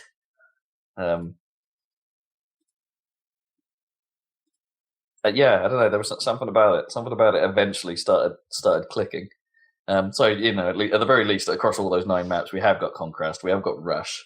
I'm not sure I fully understood what Operations mode is. Well, it seems like it sounds like it's Rush split over like 5 different levels. Yeah, so it just seems like it's a long chained set of maps. Yeah, a very long Rush. I mean, the question with that does it stop early? Or the question with that is like, does your victory on one level affect something on the other? Yeah, does the direction of play change if you successfully defend? Like what goes on there? It's like,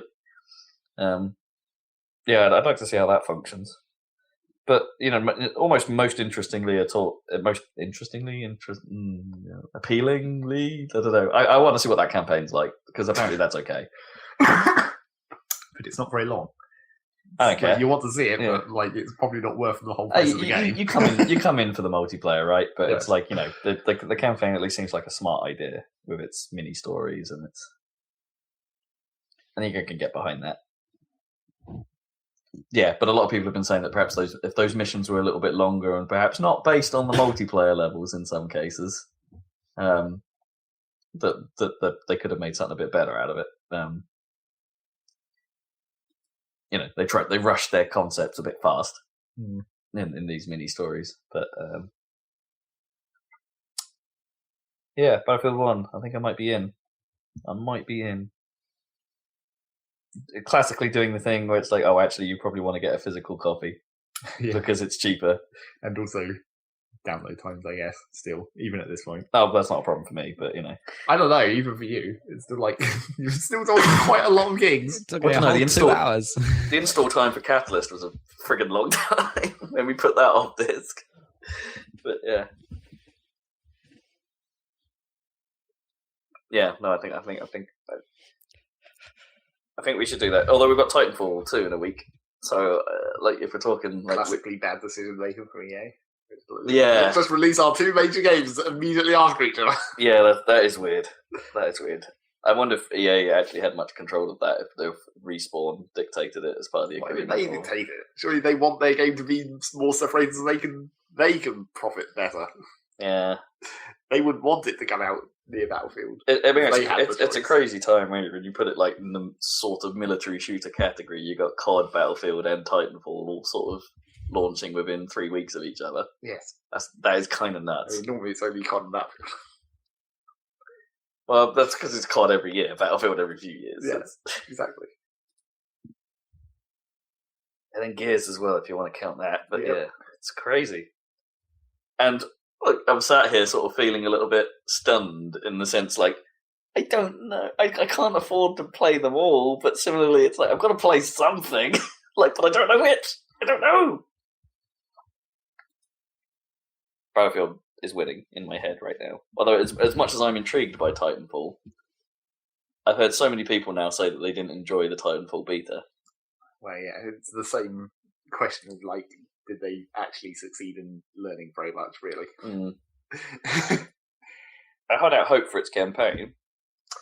But then there's that, the inverse Battlefield for them. Where it's now you're starting to think the campaign might be the best bit of Titanfall 2. I mean, maybe, yeah. That's how I feel about Gears, but...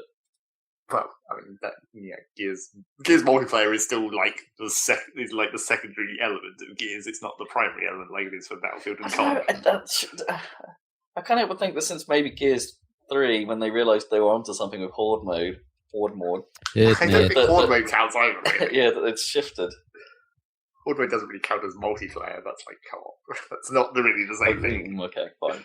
Yeah, the word multiplayer does often. Yeah, the word multiplayer does often mean competitive, though. Yeah, when used on its own. Battlefield 1. I reckon we should do it. Yeah, probably we should do it. So you'll be hearing about that, I'm sure.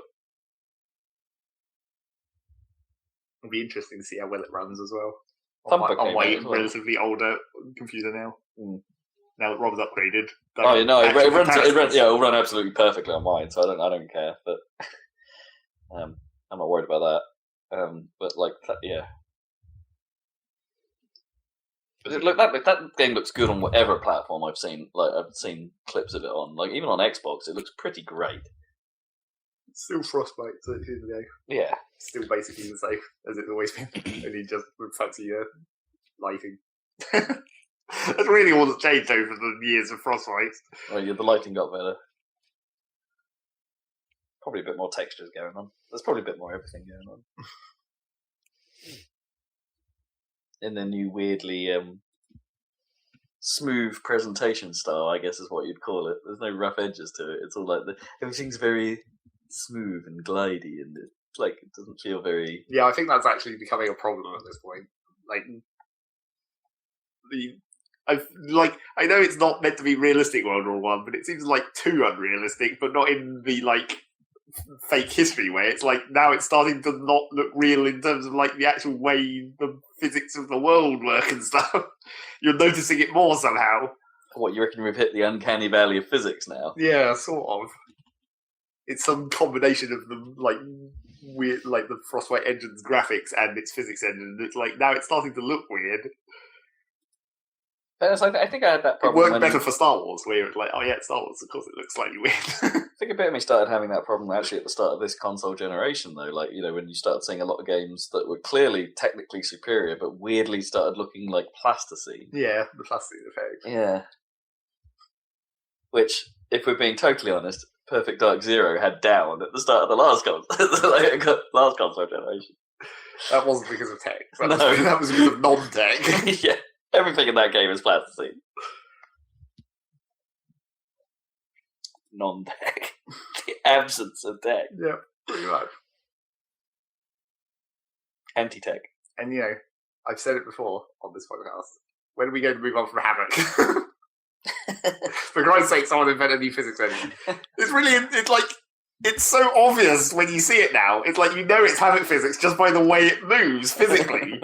Because how Havoc physics isn't like real physics. You can spot it immediately just from the physics of it. Yeah, and it's kind of ridiculous. The lack of generally it's that whole lack of realistic center of gravity. Yeah, is the thing for me with Havoc.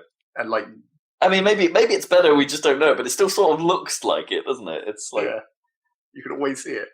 You don't even need to see the Havoc logo on launch. You're just like, oh, yeah, there's Havoc physics. That crate disintegrated in that very specific way crates disintegrate. Since Half-Life 2. Yeah, Half-Life 2 isn't a Havoc. No, but it's very similar. You appear to have no thoughts on the matter, Dan. On Battlefield 1? Yeah, or the current state of multiplayer shooters that we might go in on. Are you still thinking Overwatch? What, that I'm going to go in on? I don't know. I don't really play these anymore. The TF2 thing kind of faded out for me, and that was kind of the best one for me. I don't know if I'd go back to Battlefield. Maybe. And then there's Overwatch, yeah, which is kind of the TF2 thing revived, potentially. We're doing their Halloween stuff in Overwatch at the moment as well, which I haven't played their co-op game that they added, but... I don't know. I'd have to get back into multiplayer games in general, really, in order to care which one it was. I don't know if any of them are enough to really make me go back into that, because it's like a never-ending thing, right? I guess to some degree. Yeah. I don't know. You don't really follow per se. Zach and I have been fairly picky about it over the last few years. Well, you guys just play Rocket League, basically. That that is part of the problem. It's I'm really terrible at Rocket League. I wasn't having much fun with it. But it's like, even if we did get Battlefield, we just sort of sat here going, how much is it going to take away from our rocket time? Or would we just make more time? Well, that's the thing about, it's the same as TF2, is that it's so easy to play Rocket League, whereas if we were talking about Battlefield, that's why we stopped playing Battlefield, essentially, is because, we couldn't go through the whole rigmarole of fucking launching Origin and going to a website and setting up to play Battlefield, or we could just launch TF2 or Rocket League. Oh my god, that shouldn't be underestimated, actually. At least all of Battlelog is bloody gone. Well, Like you can still do some things from a website, but you don't have to. No, I mean, like actually getting into games and stuff is now in the bloody game on PC, because that was such a faff. Yep. In the last two, just that's such a faff. That's why TF2 and Rocket League was always being played. It was just easier to get into. It was just so easy to just push the button and go. Yeah. Yeah, you would have thought that we'd be more resistant to that since we've been like primarily PC players for a long time. Because that was what consoles before. That was the push the button and go effect. Because it was just the problem with Battlefield is it didn't really party up properly, right? So you couldn't join a game together. One person would join it, and then the others would have to try and follow. But then the room would be full. So you'd be sat there waiting, and there's no guarantee when you were going to get in. And then even when you did manage to get in, there was a high probability that the game would friggin' crash on load. Sometimes. Yeah. We made it to the end of the news section. Yeah, I guess. Indeed. We did. Nostalgia worked well for us there. Yep. You haven't played any of these games, so it all makes sense. Well, I mean, you have, but I mean, Battlefield and Titanfall 2. Battlefield 1 and Titanfall 2. It's a decision on what to play next rather than what you've been playing. Pretty much, yeah. And I have been playing the Call of Duty beta. The Infinite Warfare beta. Okay. To which the general opinion is, it's alright. Call of Duty's been alright for years now. Yeah. I mean, it's the multiplayer. It's always alright. It's the single player that matters, except it doesn't matter, but it matters. Except it doesn't. No. I mean, it doesn't matter in the grand scheme of Call of Duty, let's put it that way, but it does occasionally do interesting things. Black Ops 2 still being the highlight, in my eyes, and Advanced Warfare was okay. You know, the sort of interesting elements of Infinite Warfare are all basically in the campaign this time. As you know, having now played the multiplayer, it's like the multiplayer is the multiplayer. Unless they make like a dumb space combat map, like they've done in some multiplayer games. I mean, they haven't shown that. If that's what I mean. I mean, the beta has quite a lot of levels in it. Actually, it's got like 4 or 5 maps. I know they're only Diddy in Call of Duty world, but it's there's quite a lot of variety in there for a beta. Well, I'm not even 100% sure we can really bloody call it a beta, given that the game's 1 week out. But still a beta. Oh no, we're not 1 week out. It's like early November, so a couple weeks. Yeah. But,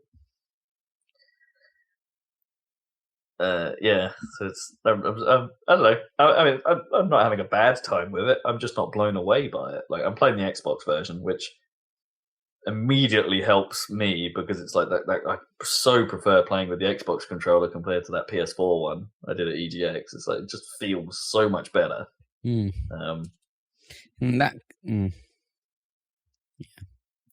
And there's something about the look of it as well. As I say, I thought the look on the version we played at EGX was a bit grainy, a bit checkerboardy in places, a bit kind of horrid. Whereas I seem to be getting I'm assuming they've changed it since then because the game generally looks a bit smoother and runs a bit smoother than what I saw then.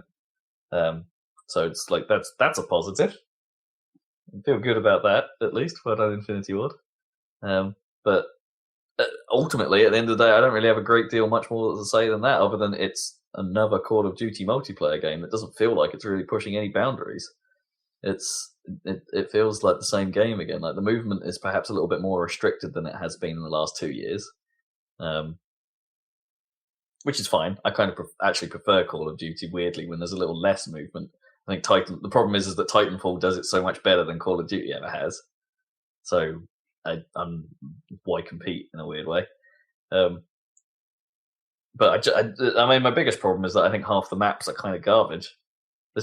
It suffers from the classic problem that now there's verticality. There's just too many angles to get shot in the back from. So you're almost permanently getting shot in the back. And it's, the flow of the game feels more like, who managed to run round the map quicker is the guy that wins. I don't know. It's a weird old thing. There's one thing I will say that I liked. That I'm surprised doesn't exist more often, in that it has a team deathmatch mode called Frontline, Right. Which is basically team deathmatch. The normal team deathmatch does exist still, but the only difference here is that you always spawn in a base area. So you always your team always spawns in the same place, and when you're in the base area, you are partially armored. So you have like double health or something while you're in that zone. The idea being that the teams are forced to press out from their areas and have like a front line. There's a front line of combat. So in theory, combat is sort of happening in a predictable direction, as opposed to the run up and stab you in the back mechanics that COD normally is. And that kind of works.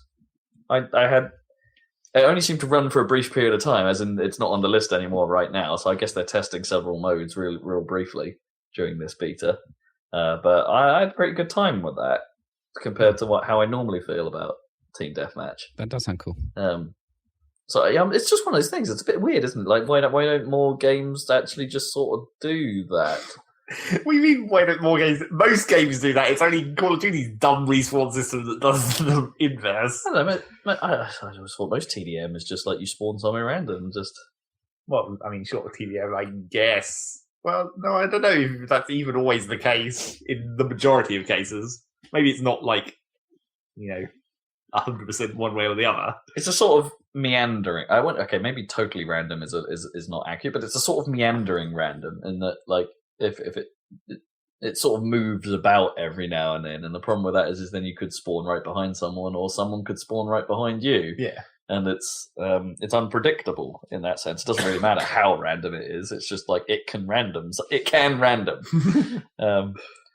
And pretty much everything has that, right? From Halo to Call of Duty to Quake to Doom, modern Doom.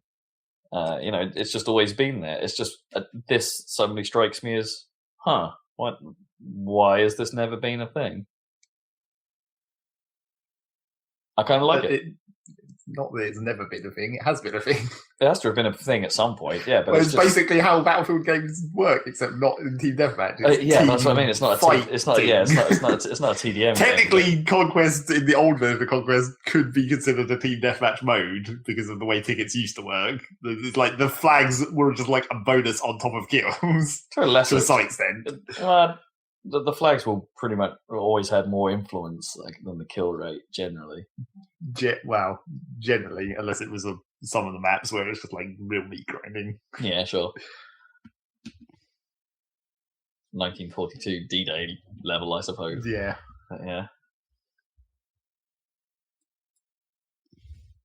But yeah, that was my one takeaway. I thought that's kind of neat. I quite liked that. It's just the balance felt way better. And the frustration levels were a lot lower. So COD, I'm not sure. Like it seems, as I say, but if I was going to play it with someone, I'd play it with Kippers. Obviously, he's the only other COD player I really know, and even he's a bit lukewarm on this one. Doesn't mean he's not going to play it. I don't think he went on Black Ops 3. No, he did. No, he did. He did go on Black Ops 3 in the end. Yeah. So there you go. That was my convenient beta segue. Yep.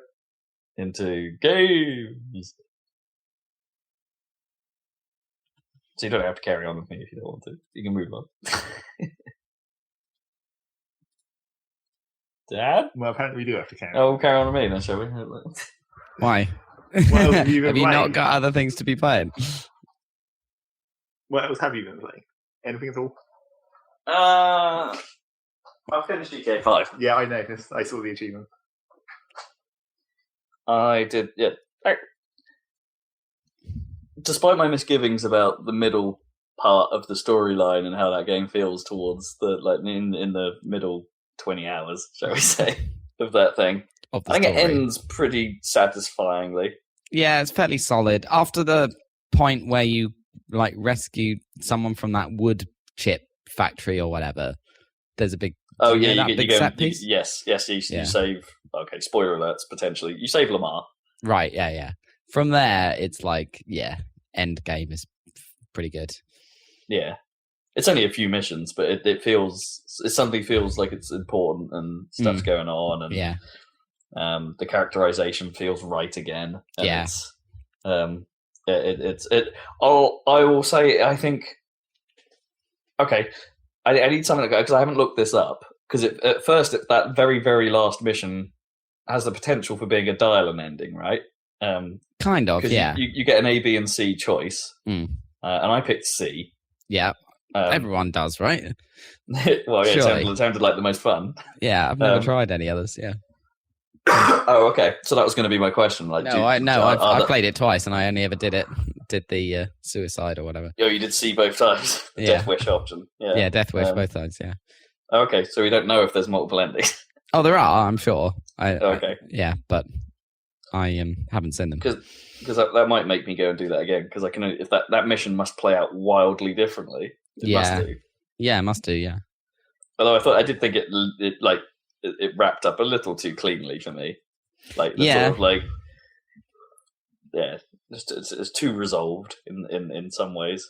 Yeah, it is. But then kind of not resolved at the same time. Then that sort of just wondering. Why didn't that sort of like, well, why didn't you just bloody do this at first? Kind of way.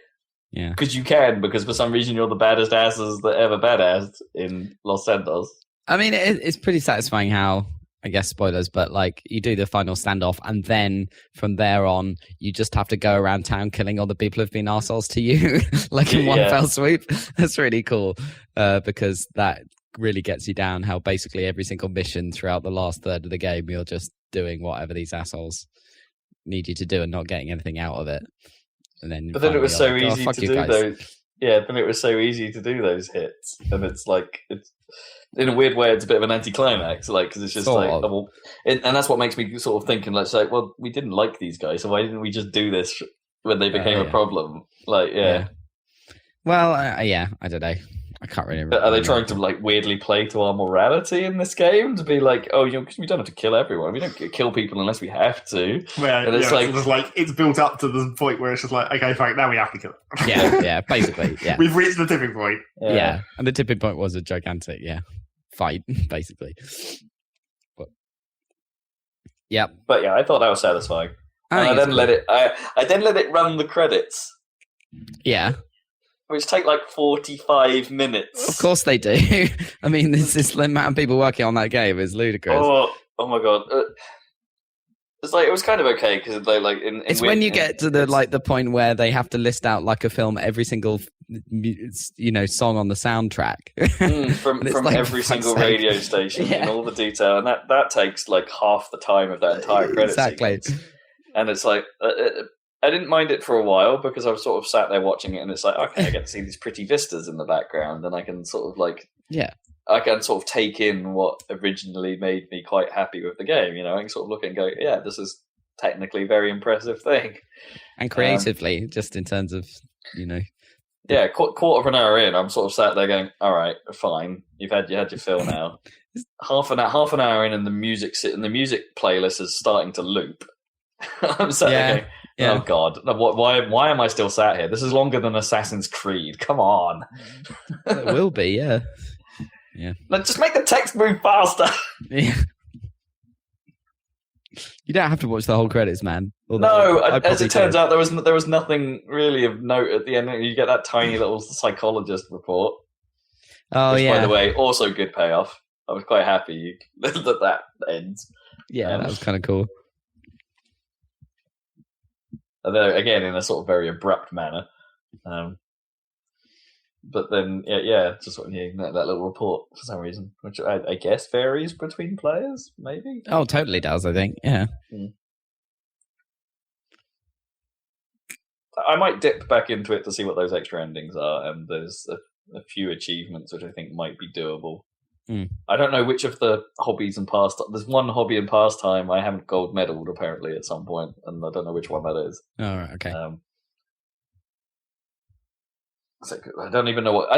To some degree, I don't even know what counts as a hobby and pastime in that game. I think there's only 6, but I'm pretty sure there's more than 6 like side things you can do. Like does it count the golf? I guess the golf must be one of those. Yeah, the tennis must be one of those. Darts, maybe. But I'm not sure about the darts. Oh, Yeah, there are darts. I You never can go played play the darts because I- I played darts were in 4. You can go to the bar that Trevor goes to and is apparently barred from.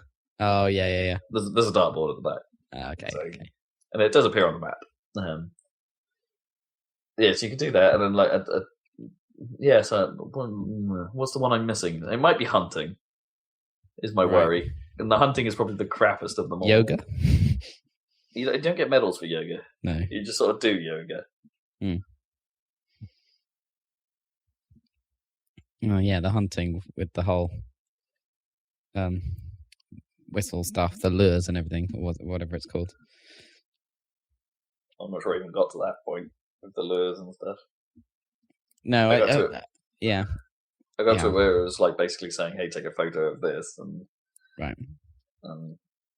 make sure you kill this one with a grenade launcher or something stupid. Nice. I'm sure. What's it called? The hunting whistle thing where you make the sound or the quacky sound or whatever. In real life, duck whistle, I guess. But what do you use for? I'm sure there was a mission where you used something like that, but for deers. I don't think so. I think you just stayed downwind of them in this. Right. Okay. I can't remember. Anyway, yeah. Caca!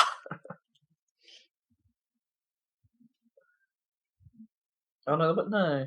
Oh no, yeah, no. There was something you had to. Yeah, you blew a whistle that supposedly mimicked like a mating call or something. Right. And yeah. Then the female would also go, "Wah!" And then from there that would let you pinpoint where they were. Or Right. Yeah.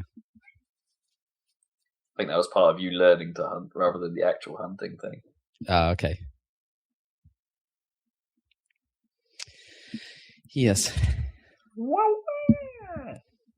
So, yeah, still mixed feelings on the whole thing. Generally, I mean, yeah, I came with it. I'm still impressed by it, but I do still wish it plays a little better in its gunplay and its. Yeah, I just found it a hard time to know when I was getting shot. Sometimes, like I'd just fall over and it'd be like, "Wait, I was hurt?" Because the screen doesn't really react. You get a tiny little red speck maybe somewhere on the screen, but very faint, and the radar sort of just turns red for a second sometimes. But that's about it. It's actually kind of difficult to know if you're getting hurt during a massive firefight, and that's a bit of a problem. Sometimes you get a little indication and that you'll hear something go, "Ah," just very casually, "Ow, I got shot." I don't know what they're going to do next, but I guess they've got years and years, so it's fine. I struggle to think what to point to improve other than yes, but it's always been the case that it's never had, top class of any individual thing or like in terms of the gameplay, like the gunplay and stuff. But saying that, the Red Dead gunplay was a lot better than the GTA 4 gunplay by like a mile, and presumably the Red Dead 2 gunplay will be quite a lot better again. Well, it has to because it's like it's more important to the game. Yeah. So maybe they'll bring that to, because I think this one has influence of Red Dead in terms of the gunplay and the cover system. And, exactly. There's definitely some stuff there, but it's still not quite as good because it's not as big a focus. In some ways, it's because the game has that animation first focus, right? Everything that happens has to look good more than play good. Yeah, maybe that's it. Maybe there's a way to reconcile that though, with somehow. Yeah, and I say a lot of the storylines I feel quite nice. Even as I say, I feel a lot of the turnarounds are quite sudden, and it's like, oh, suddenly like you said, suddenly my family's back. Well, the thing is, it wasn't really a build up to that. There wasn't really like the whole Red Dead thing of like, oh no, this is the moment, right? Like we've been building to this. It's just like, oh hi, the kids have said hello, but now I'm saying hello to you, and you seem very unsurprised by this turn of events. Yeah, and now you're at home. Like that whole bit of getting them all back or whatever. That was quite fun. Yeah, and then out of nowhere. And then them actually be kind of on your side from that moment onwards is kind of nice. Yeah, it's kind of cool. But yeah, I feel like it's a bit weird because like we don't talk this in depth about the stories of most games because most games don't try that hard. I don't think, with the story. And then it's like, well, it compared to a movie or something, it's certainly, or a TV show, it's certainly up for a lot of criticism. Like there's tons of weirdness to it compared to something more. Sure, yeah, I think that, in many ways, like the choices you have for a conversation like that are somewhat few and far between. You could mention Walking Dead, you could mention BioShock Infinite, you could mention Uncharted, I guess. Yeah, probably, yeah.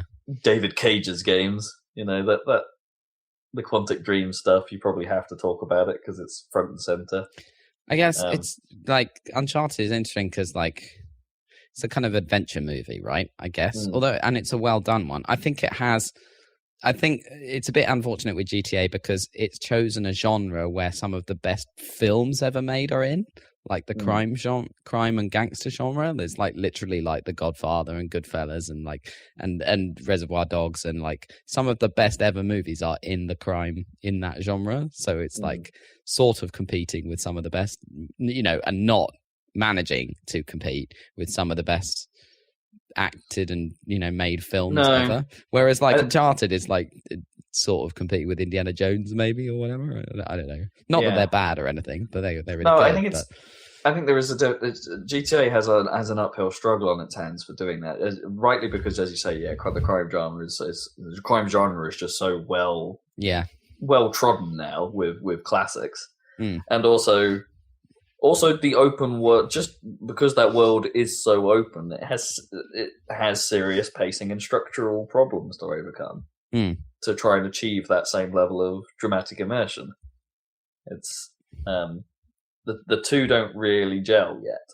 Like there's something just in many ways. Actually, that's true of all open world to some degree. Like compared to something like Uncharted, where it's structured and focused and totally, it's like linear. Yeah, exactly. They haven't solved that. No, but I for me, it's worth Mass that Effect trade-off. suffers from it too. That's another one. Like even though that's not really open world, you could argue it's like it still suffers from it. It's. I think I know it's a kind of childish fantasy story or whatever. I think Ocarina actually did quite a good job. I mean, it's not really open world, but it's like a hub system, I suppose. But like it has a sort of a story with a flow and stuff, and it's quite clever how it does the, the time traveling part changes the world in a way that gives you progression in the environment, even though it's the same quote unquote open world. Yeah. Anyway. Just trying to think. But it's very subtle in that case, isn't it? And you sort of get away with it in fantasy stories because there's never any real. There's threat, but there's never any real time problem. And in many ways, actually, when you suddenly put something under pressure, that's where problems arise. Mass Effect is obviously the classic. The Race Against Time. And GTA stays mostly clear of it. By only making pressure occur during missions. It's like you don't come out of a mission and you'll suddenly go, I've got to go do this right now. No, because that's why open world is the problem, because you're basically making stuff. You want to fit a story into a real world, but in like movies and TV shows and stuff, when it's like, and then they went to bed, they just cut away. You don't actually have, like in GTA, if you want to go to the next mission, it's like you actually have to go there. So that's where I think GTA has actually made improvements to that structure, like where GTA, the multi-character structure actually does allow for moments like that, where they can go, no, actually this guy's like busy today, right he's now. somewhere else that you can actually go to immediately. Yeah, the moments where the storyline dictates, this guy's busy right now. You can't really do anything with him because he's tied up in some scenario. Go somewhere else, and that gets around that. That's actually pretty great. Yeah, that's cool. But it's only a small piece, I think, in the puzzle of the problem. I don't think it's necessarily a problem that you can actually solve. No, you might not be able to. I just don't know. The more realistic you make the world, the more unrealistic you have to make the cuts. Essentially, or the more role playing you expect the player to be, right? Yeah. Well, that is the other classic problem with GTA, where it's like when you're not in a mission and you just go around and shoot stuff. Yeah. that kind of breaks the immersion of the story. That's kind of discouraged. Yeah, that doesn't happen as much. It doesn't really just help because of the world. Yeah. It's like it's more believable world, and like that becomes you don't less want of the fun to be of it. in that scenario. Yeah, like being chased by the cops is actually a royal pain in the ass. Very annoying. Yeah. I mean, I don't think they're ever going to get to the point with GTA where like the cops are going to chase you because you broke the speed limit. But I mean, Mafia will do that. No, I mean, I was really glad there were plenty of times where I ran red lights and the cops just didn't give him money. Yeah, they don't care. It's like, oh, thank heavens for that. Yeah. Which is good. But yeah. Yeah. So for me, I think the trade-off is like worth. I think they could do better. Like, I don't think it's solvable per se, but I think they could continue to improve. But I think it's worth it to have an open world because I really like the freedom of that. So compared to a linear game, there's a weird in a weird way the kind of. Again, Red Dead works the best at this in my head. Yeah. The open world storytelling thing because of the technological limitations of the world in which it's set, right? Because there's not as much to do in that world, arguably, as the GTA, because there's just less that's possible because of the time. Yeah. And if you need to get from here to there, it's going to take a while because you're on a horse. Exactly. And there's no quicker way to get there, is there? Unless there's a train or something. A lot of Western fantasy is as much about the travel as it is the things that happen either way. It's just that form of cinematography and blah blah blah blah. It's that sort of experience, and that works. That is the open world thing. That's fine, except for when you get an emotional moment and then you pick a flower and break that emotional moment. I can't believe that happened. Oh, it's such a bummer. You're the only person I know that's happened to. Everyone goes on and on about that moment as well. I don't think I got the first lyric of the song. I picked a bluebell, and then it just broke out of the sequence. God damn it! Shouldn't have stopped together at such an emotional moment. I didn't roleplay it properly, but then the gamer in me doesn't really roleplay properly. The gamer in me checks off a list. Yeah, I quite like the role-playing aspect of gaming. I mean, I should do that more. I really should do that more. Yeah. But that's more my speed. I've always liked that since sort of Gordon Freeman or whatever. There's no roleplay to be done, Gordon Freeman, is there? Well, I don't know. Shoot stuff, say nothing. Apart from maybe right at the start. At the start. Wave that potato. Yeah. That's the role-playing thing with it. Yeah.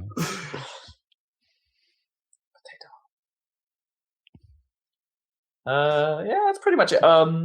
We played Jackbox Party Pack 3 last night. Okay.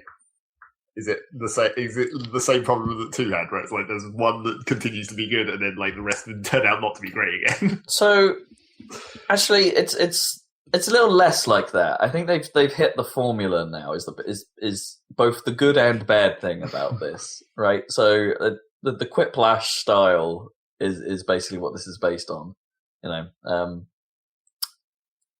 Like 6 to 8 player games that can have audience elements and things like that. Yeah. It's like, and they've basically stuck to that. So it's in a way it's less experimental than the first 2. So you're kind of less surprised by what's there, but in the same breath, what it ends up being there does end up being better quality overall, but just not as exciting potentially. It's like there's a bit of a been there, done that vibe to this, but all of the ideas are kind of still okay. The thing that, like, in a lot of those cases, the problem was like it wasn't a matter of whether the actual game was good; it was a matter of content after a certain point. Yeah, I mean, I haven't played it enough, obviously, in one sitting to get a feel for that. Yeah. So like they've tried to bring back a trivia game this time. It's not You Don't Know Jack. They haven't gone that far. What they've done is they've made a sort of smaller package called the Trivia Murder Game, which has like a sort of Saw style theming to it. Someone with a voice mod on it talking in a deep voice and saying he's going to kill you, but then every now and then, like in the way, then you can tell he's actually quite a camp man, which is pretty hilarious. In the way that it's delivered and stuff like that. The actual theming of that is good, but it ultimately it's just a different way of answering trivia questions and seeing how that works out. And if you're Basically, the idea is to get to the ending alive, and if you get a question wrong, you get put into a killing game. And if you lose the killing game, then your character is dead. You still play along because there's a way of, but if you're dead, you have a disadvantage during the end game. Is basically how it works. And you keep going until there's a certain question limit is hit, or only one player is left alive, and then you play the end game, which is basically just rapid fire kind of. Which of these three answers? It's a little bit Jack Attacky, but without the kind of you need to be first element to it. So it's like, here's three answers. Which of these three fits the category? And it could be more than one. It could be 1, 2. You could. It's like checkboxes rather than there's only one right answer. It's like all three of these could be the answer, and you have to pick which of them is right and which is wrong. And that plays out in a sort of tense final race, and that kind of works. But it's absolutely fine. I think it's a perfectly serviceable game. It's just not particularly new and exciting. You see what I mean? It's a trivia game with game show trappings and an end game that everyone still keeps involved with. It's good. And then I guess another expansion of that same concept was Guespionage, which is basically have you seen? Are you familiar with 8 out of 10 Cats, the Channel 4 sort of panel show? Sure. Where it's about surveys, and it's family fortunes. Here we go. The idea is it gives you a question, and the idea is that one player has to guess what the percentage is of that thing. Like, how many people have eaten in our survey? What percentage of people in our survey have eaten food after they've taken a hair out of it? It was one of the questions, and for instance, and it lets you pick your percentage, and then the other players just have to guess whether it's higher or lower than that percentage. Very simple, very serviceable, works, but not really exciting concept. It works, but it's not exciting. What else was in there? One of I think the most interesting one to me was a game called Faking It. I think it was called Faking It or Fakinator or something. It had faking something, which is actually quite a more personal party game. There's no real right or wrong answers per se. So the idea, it works with quite a large group of people. This one really quite well. So we had 6 of us, so it was working pretty good. It's basically a series of personal questions that the game asks you. Which are either answer by raising your hand or holding up a number of fingers or pointing at someone that you think best answers the question or best fits what you've been asked. And all the players get the same thing, apart from one who doesn't get told what the question is. Right. And it then becomes a social game for all of the players to agree on who the faker is. Okay. And it's actually pretty great. That sounds kind of fun. It worked really well because you got into it gives you 30 seconds at the end of each round for everyone to have a bit of a fight, and the decision has to be unanimous. So everyone who isn't the faker has to vote for the faker in order for it to accept it as the answer. If your opinion in the group is split, the faker gets away with it. Right. Yeah. Of course. So it creates a discussion. It creates a conversation. There's a defense. There's an offense. It's pretty good. It's pretty good.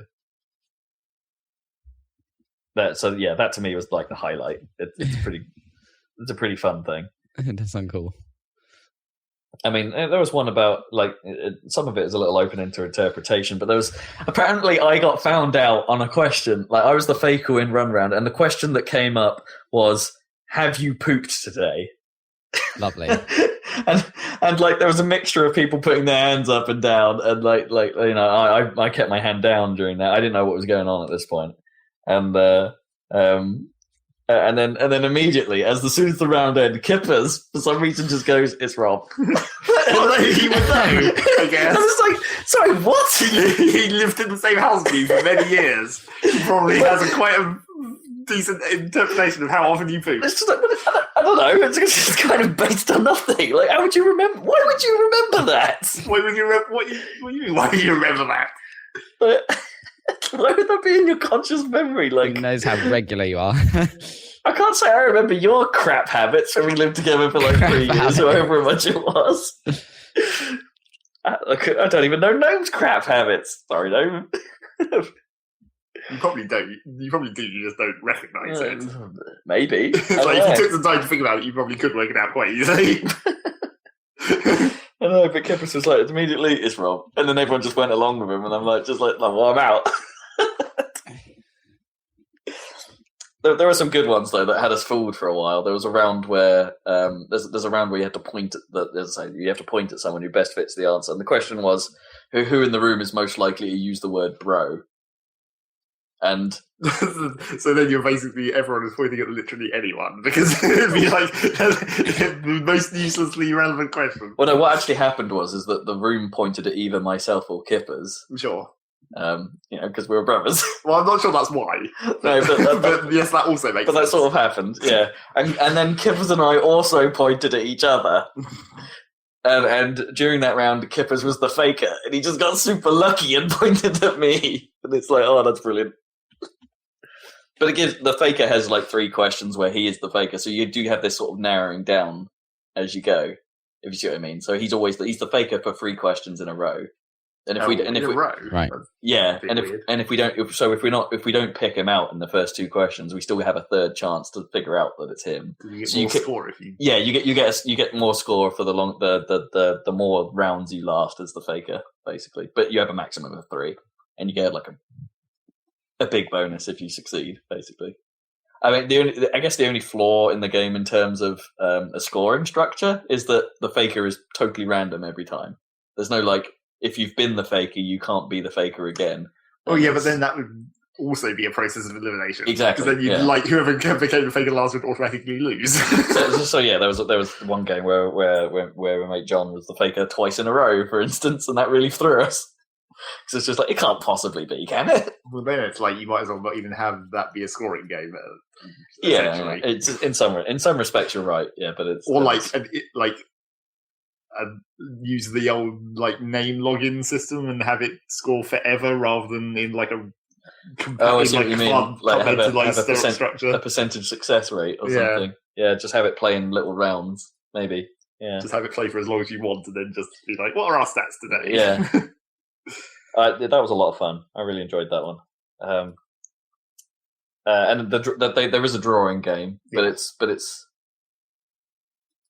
not really a competition. This one's just funny. But it does rely on the player's own creativity, because it basically, like, unlike Drawful and Bidiots, where it's giving you something to draw, it basically asks you, here, draw 3 things. Go nuts. You've got 90 seconds, draw 3 images. They can be anything you want. And you can press a button on screen for it to give you some inspiration, like, here's a suggestion of something to draw. But it just goes, yeah, draw 3 things. And then once you've done that, it goes, right, I'm going to give you another 60 seconds. Write as many random phrases as you can. Like, just anything. Can be anything. We'll give you suggestions again if you want them, but just write some stuff. It then randomly dishes out the images and the slogans to all the players, and they have to then match them up to make a t-shirt. Like, so image and slogan, basically. And then you go through a voting competition to decide which of them is the best. And there were some funny ones. Like, in a weird way, I don't think the concept should really work, right? It sounds not that interesting, but it did keep us laughing for a few rounds. It was pretty funny. I think it's kind of unnecessary to have it do both. Like, it could have still had, like, it almost would have been better to make it like a 2-round structure, where in one round you draw a bunch of pictures and it gives you slogans, and then the other round you make the slogans and it just drops in a load of random pictures. You don't have to force to have people do everything at once, I don't think. Yeah, maybe. Yeah, you might be right. It might have been better if it had a little more guidance.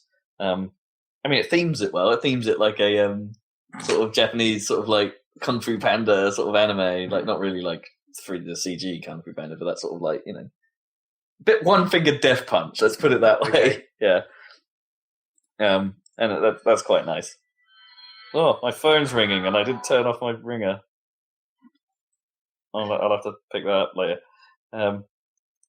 Yeah, I thought it was quite good. I'll show you some of the good thing is the website keeps track of all the galleries of t-shirts you make, so you can view them later. And if you want, buy them for reals. So if you make something genius, you can keep it forever. Still not ever going to be able to defeat the originals. No, Drawful is still a classic. Yep. And Drawful 2 is pretty good. Well, it's just the same game with two colours. Yeah. But yeah, so Jackbox Party Pack 3. It's pretty good, just not very experimental this time.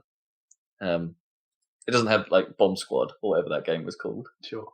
They tried different things into. Well, that like wasn't a game that belonged in that pack. It was just like here's an indie game we made and then just shoved in here. I guess. Yeah. It does have Quiplash. Quiplash 2 is one of the other things, so just different questions. Yeah, I mean, that's just Quiplash again. It's still Quiplash, yeah. But it was Quiplash XL, wasn't it? In the yeah, but that's just the same again. And Fibbage 2 in the last last pack. Here's some more questions. Yeah. They might as well not even bother putting numbers on it. It's just like here's Quiplash again. You sort of want one that just basically like if it knows you've got Quiplash 2, right, that it could just like pull in all the Quiplash other stuff that's installed. Well, right? Yeah. More content. Yeah. Just randomize it up a bit. I know this is their thing now and it's a success for them, but I really want them to make a proper You Don't Know Jack game with controllers, not bloody devices. Well, they could still make it with devices. It would just have to not be. They'd have to basically go back to old You Don't Know Jack again. Make it a buzzing or something, or have an app that runs locally on your phone and like uses a local network to actually be. The problem was not that it didn't work. The problem was the lag. Yeah, it was too unpredictable and made the Jack attack impossible. Yeah. Like they can make You Don't Know Jack, they just have to make it actually function with the lag in some way. Yeah. Or at least, allow devices and allow controllers. What's the harm, right? Just do both. Well, but then then half the people have lag. No, don't allow you to mix it, like have a controller game or a device game. Right. Because surely adding controller version of that game really isn't hard. Well, no, it shouldn't be. If you've already gone to the effort of making the bloody device game.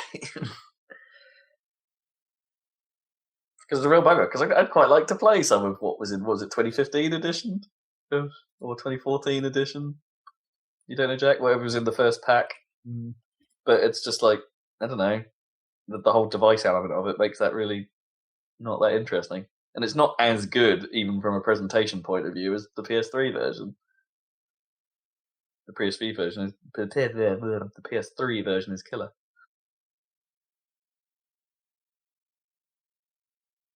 I'm out. I'm done. That's all I've got to talk about. Overwatch Halloween is happening. There's loot to get. Get some loot. There we go. What have you been playing, Zeg? Well, Rocket League's Halloween is happening. Get some Halloween loot. Is it any good? Well, it's not really. Loot in Rocket League doesn't very matter, does it? No, but... And of course, it's the same problem that happens every time. Literally everyone is using the trail. Oh, right. Yeah. And it's like, automatically not cool. Does it make a funny noise? Not really. Oh. It's like spooky green ghostly glow with skulls and stuff, I guess. Makes a kind of skeleton noise. No candy corn. No, I think the candy corn is actually better, probably. That had bats in it. Yeah, which was kind of weird. It could have been just candy corn. But they had to combine it with bats. Could have made two separate trails. The bat trail. Not to be confused with bat. Well, you put the bat trail on the Batmobile. Yep, if only, but you can't. Can't attach attachments to the official cars. Yeah. So yeah, that's happening. And they've decided apparently that after this year you're not going to be able to get last year's Halloween stuff next year. Oh, what? Apparently. Wait, so this is you can get the original Halloween stuff at the moment, but they're not doing that again? Apparently it's going... Is it like a 2-year window? Yeah, it's like a 2-year shifting window, I guess. Weird. I don't like that. Yeah, I don't know why they'd even. Why would you say that? That's just. And why would it matter? I mean, I suppose they to increase the probability of you getting the new stuff. Well, I suppose they want to like incentivize market trading. I guess. But do they have the money system? No, I don't think they do. No. But it's like they want to incentivize people to trade, but they're not actually benefiting from it yet. I guess, unless they like release the previous year's Halloween's as DLC at some point. That would be super weird. I mean, the only thing they have really for that is the crates, right? And I'm assuming none of this appears in crates, or have they made a Halloween crate? Well, I mean, you could argue that technically they do have some amount of money-making capability from the crates, because naturally, in the same way as TF2, now everything you can trade is rated in keys, where it's like, oh, this is worth so many keys. Oh, I get it, right, yeah. So essentially, they're like, people are buying a bunch of keys as a currency to trade other items for. Right. So technically they are making money from it at that point, I guess. Sure. The filth market returns. Yep. I mean, it's just like, who cares? Yeah. Especially, I mean, in TF2 there was like actual weapons that had functions, and there was a bunch of cosmetic shit as well, but... The cosmetic stuff was the expensive stuff. Sure, because it was super rare, but it's just like, in Rocket League, it doesn't matter at all. Not even slightly. Not even any percentage of it matters. Unless you count hitboxes. Same as Counter-Strike. None of those skins matter. Oh, yeah, but we've always said that they theoretically could.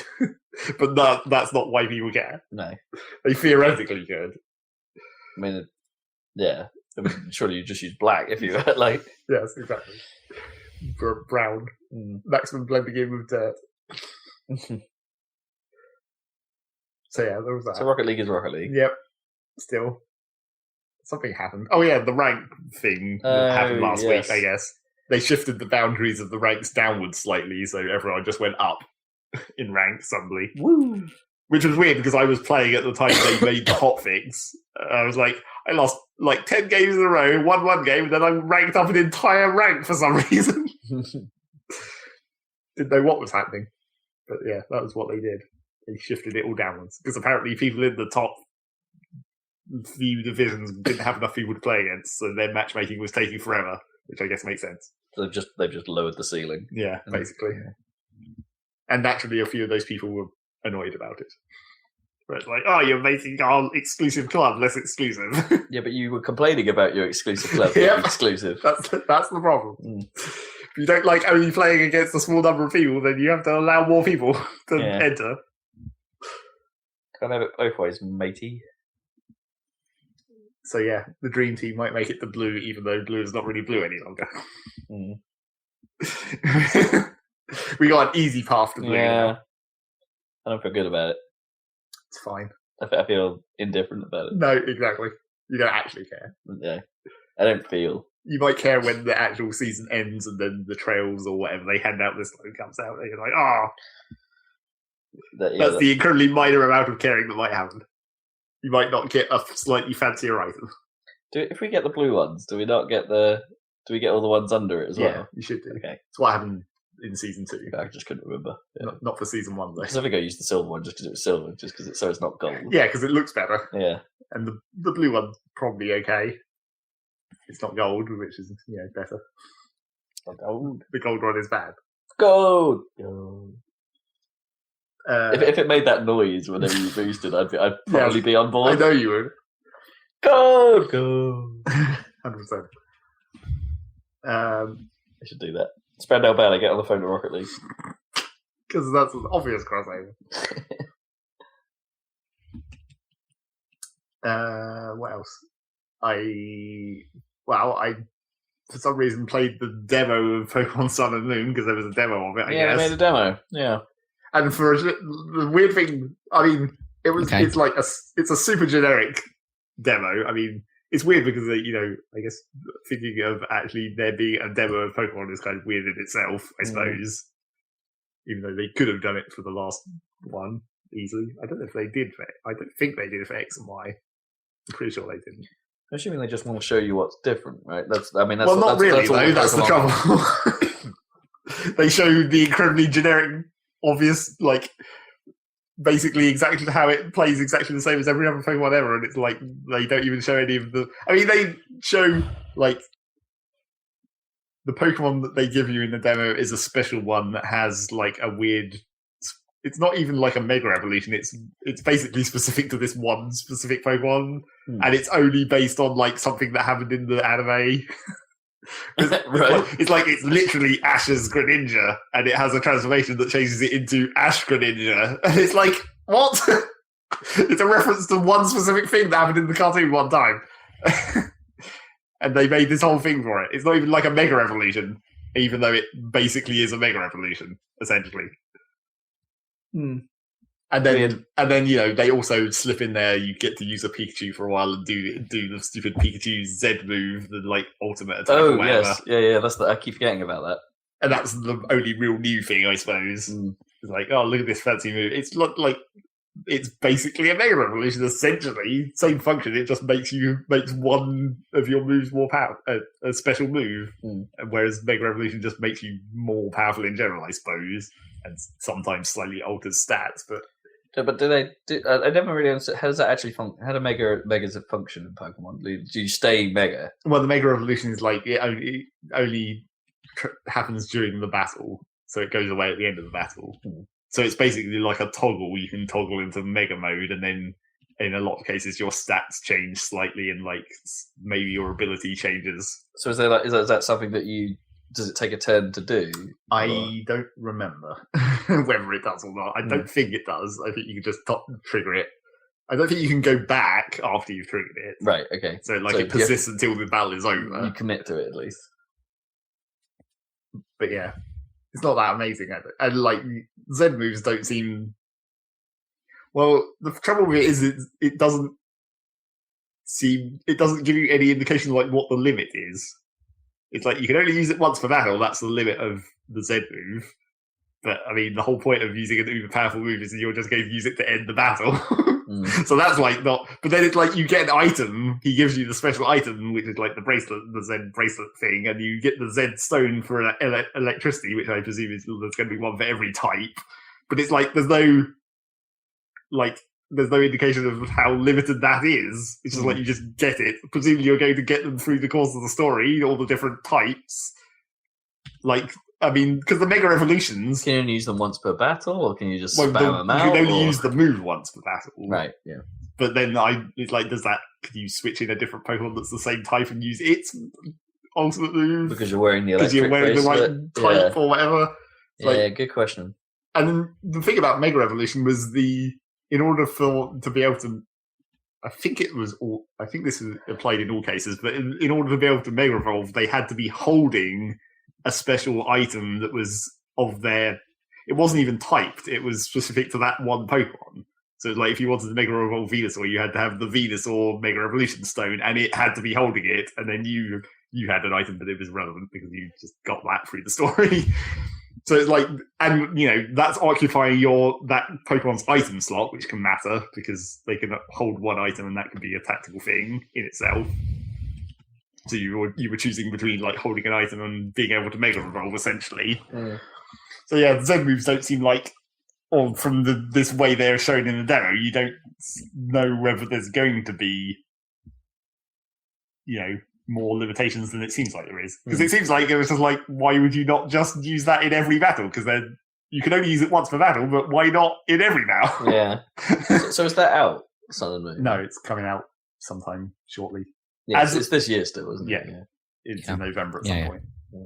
But that's the other thing that's weird about this demo, because as much as the actual demo-ness of it is kind of generic, there's a special mini game where you have to try and catch as many Pokemon as you can because they wanted to show how you can catch Pokemon, which is exactly the same as it's always been. You hit them until they're weak and you throw a Pokeball at them.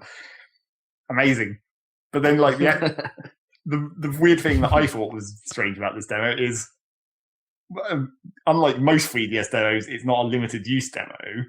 Oh, okay. And the reason for that is because they've in the area of the world you can access, they've put in a bunch of people after you've done like the run through of the demo story thing, and it's gone into sort of open world mode, except there's nothing to do. throughout the world, there's just people who are like, come back in some number of days and I'll give you something to take into the full version. And it's like, oh, yep, that's how they're going to try and build hype. By making you remember to turn on your 3DS and go back into the demo version for like the next couple of weeks. Right. Like daily bonus. Yeah. Not quite daily, though. I think they probably should have made it daily because it's a bit like make a note on your calendar where it's like, oh, come back in 5 days if you fucking remember to. Oh, that's even weirder. Yeah.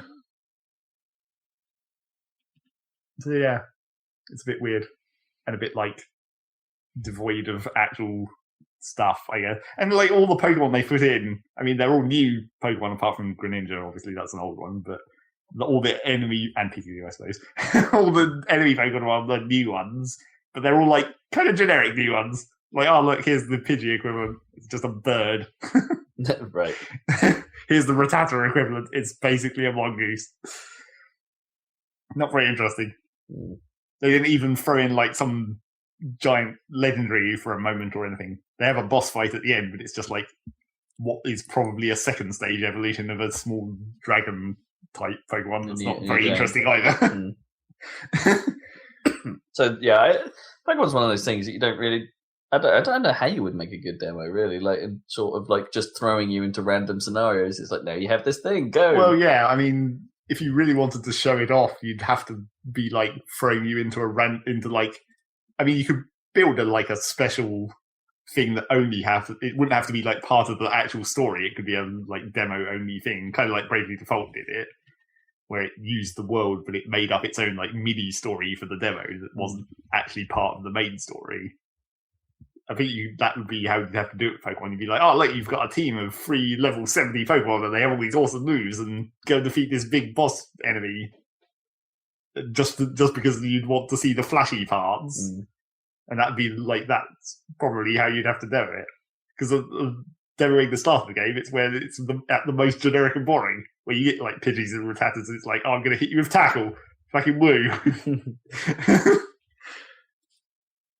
But then those low-level ones grow quite fast and evolve quite fast, and then you suddenly get hooked into the concept of the game. Well, yes, but that's too much for a demo. That's still like several hours of actual gameplay.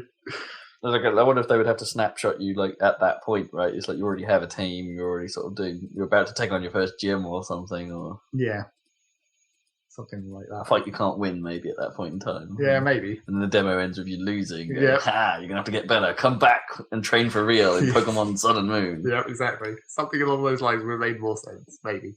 Oh my gosh, have you got a Hoover going on at your end, Dad? Yep. It's piercing my ears. Yep. I can't hear anything. Can you not hear it? No. Maybe it's turned down quite a lot on my headphones. Yeah, I don't know. I can't hear anything. Yeah, there's a Hoover. Okay. Hi, Henry.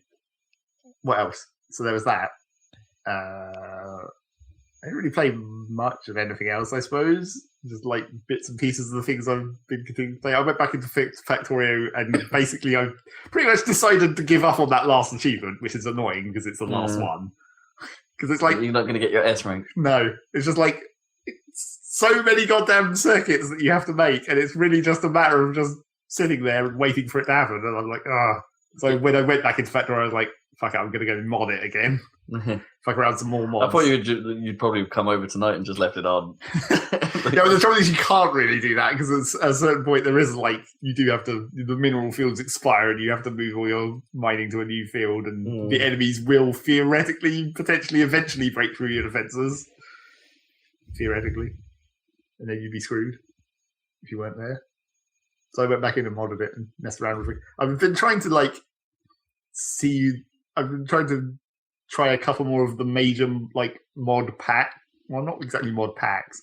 The mods that are more like full overhauls or like major restructuring, not just like pick and mixing added things. Like they're designed to be because that like the previous one, the first time I modded it, where I did the major one, where it's just like a shit ton of new resources and new processing of resources and all that.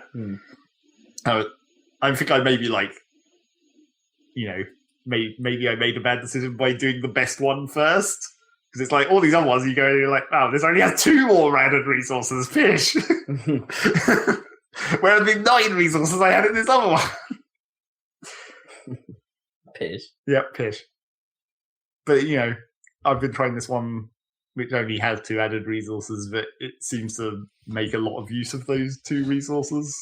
So there's quite a lot of different processes to go through, and it's not as extensive. And it also seems it's sort of a problem with the other mod as well, and a third mod that I tried as well for a short period, is that the mods always are just sort of naturally going to have a problem with balance.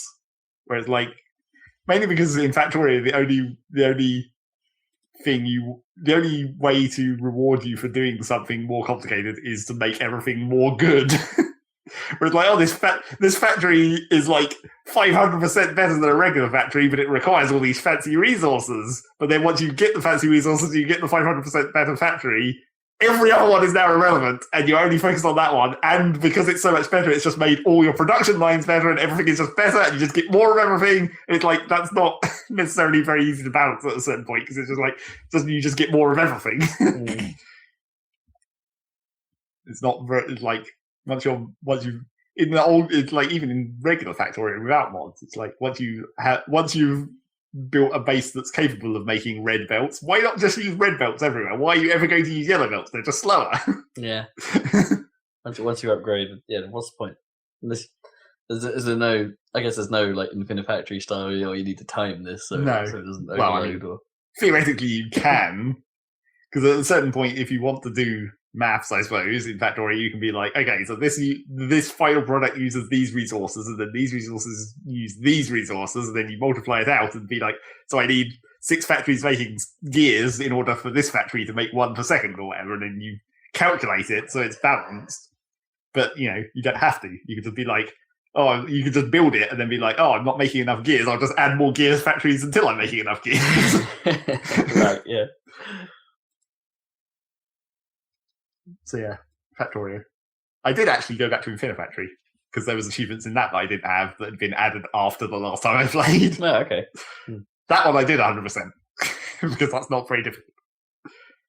In fact, the last 4 achievements, there was one for doing a specific thing in a specific level, which was the one that was that's basically a challenge achievement. It's complete this level using only 2 welders, so you have to be slightly fancy about your solution. Dodging, rotating, and returning, and be clever about it. And then the other 3 achievements were for completing workshop levels, which is kind of interesting because it's new stuff, new goals. Yeah, there was one of those achievements in Doom where it was play 5. It didn't say complete, admittedly. It just said play. Just load into them. Play 5 Snapchat level. Snapchat. Not Snapchat. Snapchat levels. Oh, what's it called? Snap Map. Yep. Snap Map. Play 5 Snap Map levels, and it didn't even give you that achievement. Maybe it does. Maybe it does have a time. Maybe you did play them for long enough. Well, I played them. I gave them all a fair go. Okay. I didn't just load them in and go no. Or maybe it only detects some kind of game completion or something. I don't know. If the map doesn't complete properly or something. I don't know. Who knows? But yeah, I went in and played some Infinifactory workshop levels, and that has the sort of classic problem with user-made levels where they basically fall into 3 categories, where it's they're either way too easy because they're made by people who didn't fully grasp everything or something. There's a workaround that they didn't know. They didn't, yeah. Or they're way too hard because they're made by people who do know everything and they've designed the level specifically to be incredibly difficult. Or the third option where they're only possible to finish due to some weird exploit that's not actually really part of the game. Right. They're the super hard level. Yeah. I don't think I just by looking at them, I sort of think I managed to avoid any particularly super hard ones. I think I managed to avoid the exploit levels. There's a couple that used weird, not exactly exploits, but weird glitches in the way you can make levels. There was one where there's these grinding machines where normally you put 1 block in and it gets grinded into a shape, and then you use that shape on a part of the machine. Sure. They're in the standard levels, but they used the shell of the grinding machine basically as a cover to hide the fact that there was an extra input inside the machine. So you put in 1 block that would go into a hidden exit. And while it was going into the hidden exit, it would trigger a thing that would push out a different block. So it looked like it was transforming as it was going through the machine. Weird. I tried to do that once with like one of my early workshop levels where I was trying to you hide it so that, like, as the block pushes in, it knocks against the thing, which pushes another thing out. Oh, it's to do it without an exploit, basically. Yeah. Well, not exactly. It's not exactly an exploit. It's just like, but the way they made it in this level, because it was clipped inside this thing, you couldn't see how it was functioning, and you couldn't interfere with it, I suppose, is the other reason to do it like that. Because otherwise you probably could interfere with it. Just put something in the way. Yes. Unless you just box it off. Yeah. But, once you see what it's doing, you can see that it doesn't work 100%, where it's just like, you can see it's kind of dodgy. But, it was a good idea. It wasn't a very interesting level, but still pretty easy to make. There was a couple of good ones. The main thing that's weird about the like user-made levels is you can do things that I guess they kind of didn't want to do in the actual game. Like, there's a couple of levels there's one level where it's like you're enclosed in an incredibly tiny room and you have to try and build a functioning machine inside that room to do a thing. And it's like, I'm not sure that was like, I don't think the environments were meant to be a constraint in the progress of the normal game. Right. There was a couple of levels where it sort of got in the way, but not really, not like that. And there was another level like that where it's like these two enclosed rooms and there's like a single block width tunnel in between them. And you can teleport in between them using a teleporter. But you have to like work out a way to shove the right number of blocks through this tunnel whilst also avoiding a laser and stuff. And it's like, it's sort of, that one was arguably a case where it did require you to use like mechanics that aren't strictly part of the game. Like, the way I did it was I ended up having to use like a timer and a latch essentially, where it's like the laser, because you have to use you have to fire the laser through the tunnel to cut the blocks down to size. But then when you want to push the blocks through, you have to turn the laser off essentially, so they can go back through the tunnel. The laser was currently occupied. So you just make a timer so it fires the laser a certain number of times, and then it latches into non-laser firing mode. So you have to make a latch essentially, that like that then triggers the movement as well in a certain way, or do you just time the whole thing to be in sync with itself? You can like link the latch up to the other side and stuff, but it's just like, I don't consider that to strictly be necessarily. I don't really like those kind of solutions where you're like exploiting stuff that's not just built in. Like, the fact that you have, because the sensors used to be limited by they only sense when a block was in front of them. And then in one of the later levels, they give you a counter block that counts how many blocks have gone past, so you can do more advanced sensing. Right. Yeah. But the way you used to do that was you just use the regular sensor, but then have like a track that pushed a block forwards every time it got sensed until that block went in front of a sensor. Oh, okay, gotcha. So you can build a counter using blocks, and it's like, that's the kind of thing that I don't necessarily like. I mean, it's ingenious, and it's kind of cool that you can do it, but I prefer the puzzles to be built within the mechanics of the actual blocks they give you, not like some weird combination of those blocks. Not to try and replace a block's role by the others. Yeah. I don't know how I feel about that, actually. That's. I mean, I think I'm a bit torn. Because it's awesome in some respects. Because it's like, you are using the built-in game mechanics to achieve something more than it was intended. Yeah, that's why that's cool. Right? That's why those levels. That's why that doesn't happen during the normal game, I guess, because they didn't want to have to because these puzzles are meant to be open-ended. They didn't want to ever have to say to you, "Build a latch. Here's how you do it," because we're going to have to tell you how to do it because it's not obvious. They just give you a block for it, or like the counter. They don't want to have to say, for this level, you're going to have to come up with a way to count blocks, and you just have to use the regular blocks and figure out a way to do it. I suppose that's the reason why they wouldn't appear like that in the regular game. But the fact that you can do it means that people have made level space around it in the workshop, I suppose. Sure. In some respects, sometimes it's about the quality of the description, but of the level for it to give you just the right hint. Yeah, I guess. But again, it's just like, that's why when they made the counter block, it was like, these levels are based around the counter block. Technically, you can do them without the counter block because you can just build a counter yourself. Yeah. But for normal people who aren't crazy, here's a fucking block to do it. Small footprint, presumably. Well, yes, technically. If you're going for that score. So yeah, I got through those. I considered going and actually making some more levels because I didn't go back into the level creator after they released the proper level creator. Oh right, like the real level creator that maybe they actually used to make the game. It has all the fancy tools to be able to make proper terrain and stuff, rather than just operating in that one room that you got in the level editor originally. Didn't go back into that.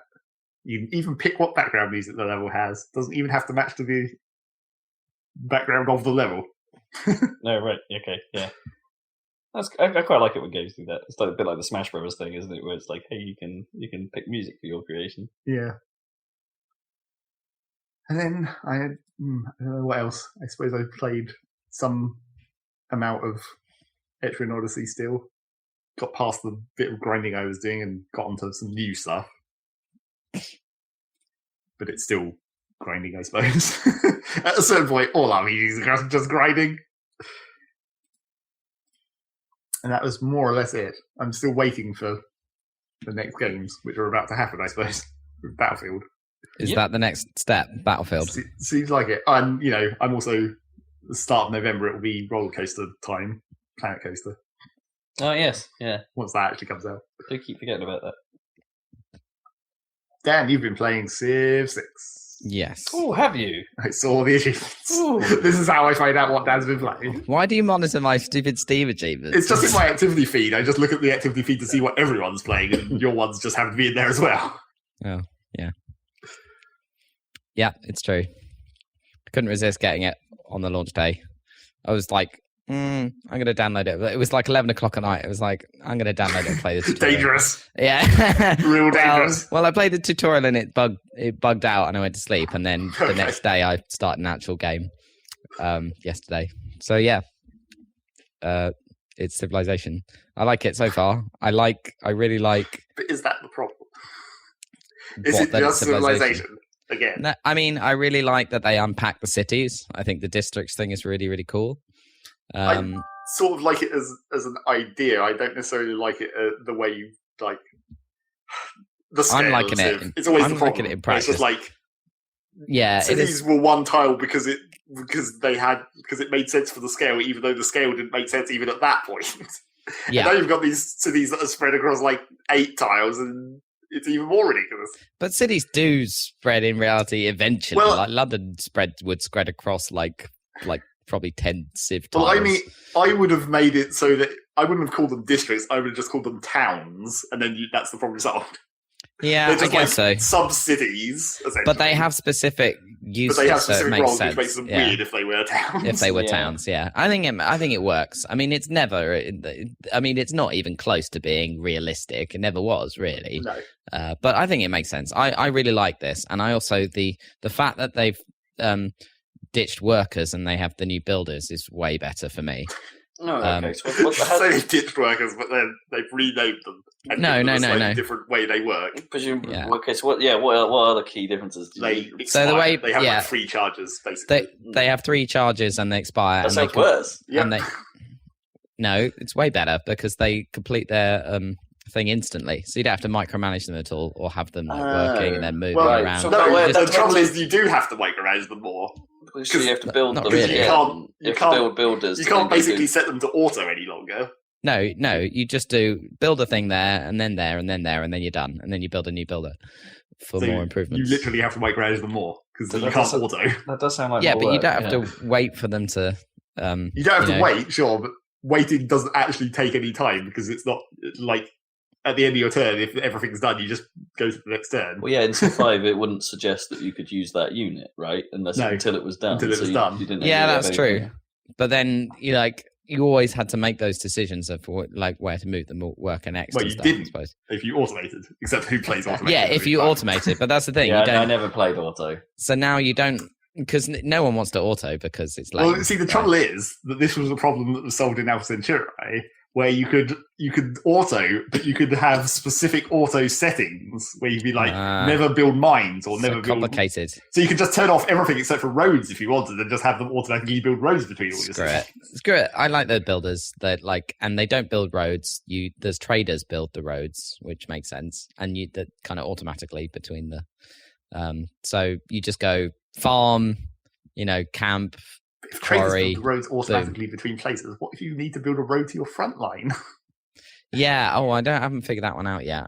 I don't know the answer to that yet. I think there is a way to do that. I think you need a technology to do that though, or something, and you can build a special unit for it. I guess, separate from like builders. some kind of civil engineering. Yeah, like a technology type military thing. road kind of. Because trader roads building make sense. thing. It's just like the trade route becomes a road. Turns into a naturally. road. Yeah, and it speeds up any unit moving over the road, so as a tertiary additional benefit. But I don't know how you build roads to the front. I think you need a different unit, but I haven't got that far.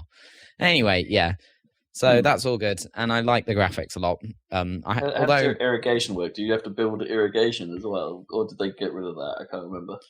No, I think they got rid of that. Basically, you can build farms wherever. It's just they get more bonus if it's like next to a river. Right? Okay, there is a thing called irrigation though. I can't remember. But there's a tech, I'm sure. Yeah, it's a tech. Yeah, I think. Anyway. Oh, okay, right. Yeah. I just remember for some reason that's a hangover from the old Civ. Well, it was like in Civ 2 where your farms basically had to link to each other for irrigation, and they had to link back to a water source. And I quite like that the placement of districts is quite a fun little game where you get bonus faith if it's next to mountains or you whatever. Have to sort of plan it out. You have to sort of organize your even cities. though obviously in your first couple of games you won't know what the no that's you won't know what's coming in the future, so it's not that great. Yourself. Yeah, it's not that great at teaching you it's good at teaching the basics of how to play at the start, but then it doesn't really tell you all that much about. That's sort of part of Civ. But it is part of Civ. I mean, my problem is that at the moment, I think, is I'm currently playing a standard game or whatever on the standard. Like, I didn't change any of the options because I was like, I'll try this. Standard map size is small, I guess, and standard length. But it's a typical thing where, for me, I don't understand why. Building units takes so long compared to researching stuff. So I don't understand why you can hardly build up an army before it becomes obsolete. You could get 3 units or something, and then it's we're in another age. Or something like that. Yeah, that's been true for a while. It's always been true. I've never understood that. You can't have balance of, production versus science, I suppose. But in the early game, it's there's not all that much you can do to modify that balance, I guess. No. To stop you just from flooding the map with units. Well, I guess so, but I mean, I could definitely not flooding any number of units, that's for sure. Well, I suppose it also depends, how many units you actually need. I guess that's true. Thing. How much army do you actually need? Because I always wanted, the thing I did in Civ 4 that worked for me was immediately, aggressively conquer the nearest neighbor, and then go peaceful, basically. So you get double starting resources. That worked for me in Civ 4, but here I'm I've barely fought the barbarians before it's Well, apparently the barbarians are kind of nuts in this one. They used. I don't know if there is still the option, but there used to be an option where you could turn up the barbarians in Civ 5 and the previous ones. But apparently in this they start quite crazy, and I don't know if there is an option to modify that. Yeah, I mean. You mean they're a bigger threat this time? There's just more of them. Okay, in general, there's quite a lot of them, and also they're scouts. If you see a barbarian scout, and it starts running away, you have to chase it down because otherwise it'll tell the village to attack you, basically. But yeah. So I haven't decided what to do. I don't know whether to attack my nearest city-state or something, or whether to just sit around or something. But I've only got 3 cities in my current game, so I don't know. I definitely need to expand in some fashion, but I'm not sure what to do. It's that typical case of I'm playing it, I've just put it on the standard difficulty or whatever, and now I've got some AI Civ has got more than twice as many cities as me, and I'm like, what am I doing wrong? Obviously something. Wow, number of cities isn't necessarily an indication of success. No, but yeah, I don't know. I'm not totally sure. The AI always expands, and quite often expands real stupidly. Right. Let's build a city in the snow, because that's totally that's the thing, because I can't find any good places for any more cities currently that are near me. So I don't know whether to try and take over the nearest city-state. I think that makes sense, I suppose. Yeah, possibly. Yeah. I hear that supposedly the AI is quite enthusiastic about murdering city-states now. Yeah, well, that's the thing. England is doing that. Yeah, they'll just take it. They won't bother maintaining a relationship or anything. Yeah, because that seems to be what's happening. I was like, oh shit, they've taken that one. Oh dear. Anyway, Yeah, so I will report back with actual findings. But I like the districts thing, and I like the builders, and I like the graphic style personally. So far, I haven't really tried. Like, it seems like by default, if you don't change any options, it has a time of day system, sort of. I know, it, or whatever. Yes, for as much sense as much sense as that makes. Right, but it seems to be by default set to be permanently at 11:30 a.m. So, and so you only really see it when it does a little animation. Between when turns. a wonder has been built. No, not even between turns. Like, it does a little day-night cycle when it's showing you. Oh right, it's showing a building animation. Right, so the cycle is basically turned off by default. Yeah. Okay. Does the cycle actually affect anything? No. I wouldn't have thought so. No, it's just visual. Yeah, totally visual. Oh, okay, that's cool then. Yeah. Yeah, and the wonder building stuff is very cool because the wonders look cool, and because of course they occupy a hex now. And they have not only do they have a building animation like all the way from nothing that gets played back to you, but of course during the turns they're being built, you see certain levels of that, construction, which is kind of cool. I think that's true of everything. They sort of had that. They had that before, but it was only like a 2-stage. It was non-existent midway through and done. Yeah, I guess there's a few more, but it's pretty similar, I suppose. But you see little cranes and stuff. The detail's pretty nice. Yeah, but I can't tell you much about the meta game. Like, I'm gonna have to try doing one where I don't know what I'm doing, and then try one where I focus on religion or some shit. Or well, I never tried a game like that. Where it's just like you have to. At a certain point, it's like one of those tactics is going to be well easy. That tends to be how it turns out. Yeah, probably there's one that's one of the easier. weird mechanics. I mean, it's like culture in Civ 5 is super easy to win as once you know how to do it. What's the trick? Well, it's just making culture because the AI isn't good at it. Right. Well, I've already got like a great writer that's written 2 great works or something. I don't know whether I should just carry on with that. It's a bit that now the system with the great people is like they're kind of up for grabs, and if you meet the requirements, you can recruit them, but then no one else can recruit them. Sure. So that's kind of cool. And so they're basically like, wonders. Well, in like human form, yeah. You don't build them; you sort of get points towards. I guess you sort of, yeah. I guess it's quite similar to wonders in a way, but you can move them around and stuff. To get to where they need to be. They seem to have a thing where you can just teleport them to different cities, unlike normal units. So I don't know what that's all about. You had to move them before, didn't you? Yeah. I mean, that was part of the risk. You have to expose them to the enemy. Yeah, if you need to get them to a specific place to where they'd be more useful. Not that you ever really kept great people around for any period of time in Civ 5. No. You just use them to do whatever they're going to do, and then you're done. Yeah, immediately turn them into a facility or whatever it was. And... Yeah, I'm not totally... Because I got a great general now, but I'm not sure what to do, because he seems to boost like melee units close by, but there's a button that just retires him and turns him into a knight unit, standard knight unit, so I don't know what the point of that is, or whether I to do that. Well, I mean, I guess the knight is like ahead of the tech curve, right? Slightly. Yeah, it is. Or just the general's not really able to fight himself, is he? They used to be hang about units. And... Well, there's a mechanic where you can attach 2 units together under certain conditions. I think, like escort or something. Was that in 5? Not really. Okay, so I think you could stack. You had you could always stack non-combat and combat. Yeah, so you could put the general on top, who is technically non-combat on top maybe of the that's combat it. unit. Well, now it has a thing where you press a button and they link, and then you can move them together. I mean, that's just like solving the hassle of doing. Yeah. It always was the thing where it's like it sucked because where you'd have you could get your move distances wrong. Yeah, if your settler had 2 moves and your military unit had 1, you can just drag out and say go to here because then one of them would go a lot faster than the other. I see. So that's just it was problematic if you got it wrong. Yeah. So yeah, that's my only thing at the moment is like my civics and tech trees are advancing way faster than I seem to be able to build any like units or do anything.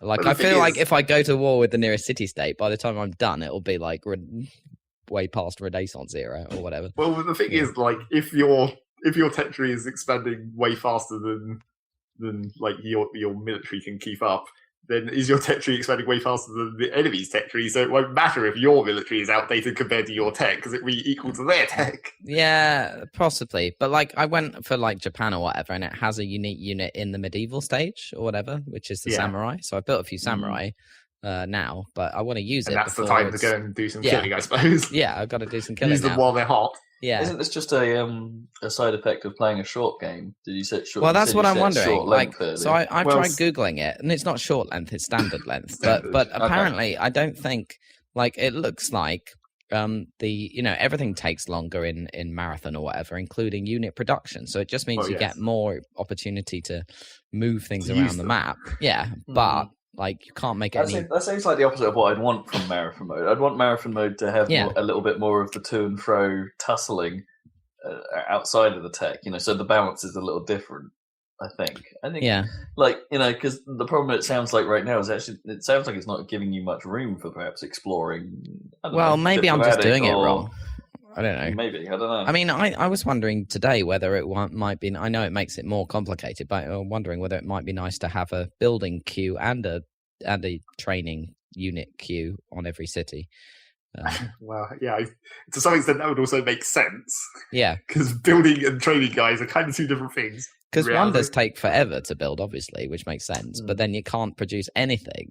Well, I mean, that's kind of the penalty, though, isn't it? That's like, yeah, totally. You're committing to making this wonder, so it's going to remove one of your cities from your usefulness queue. Yeah, I guess that's true. Yeah, maybe it's fine. I just don't know. I feel like maybe one way to balance it to some extent in like marathon would be to make it so units are just hardier or have more hit points or something. Make each individual unit more powerful so you don't have to worry about building so many at once or something. I don't know. Yeah. I'm not so sure. Oh well. I mean, that's just not really a balance at all because then everyone's units are just better. Yeah. It just makes fights take more turns. Fights balance out to how long the game is, I suppose. Yeah, fights are a bit more stalematey, probably. Right. If they all move the same speed, it would mean you could like hold a front line better, maybe. I don't know. Yeah. Because your units wouldn't die in one turn. True.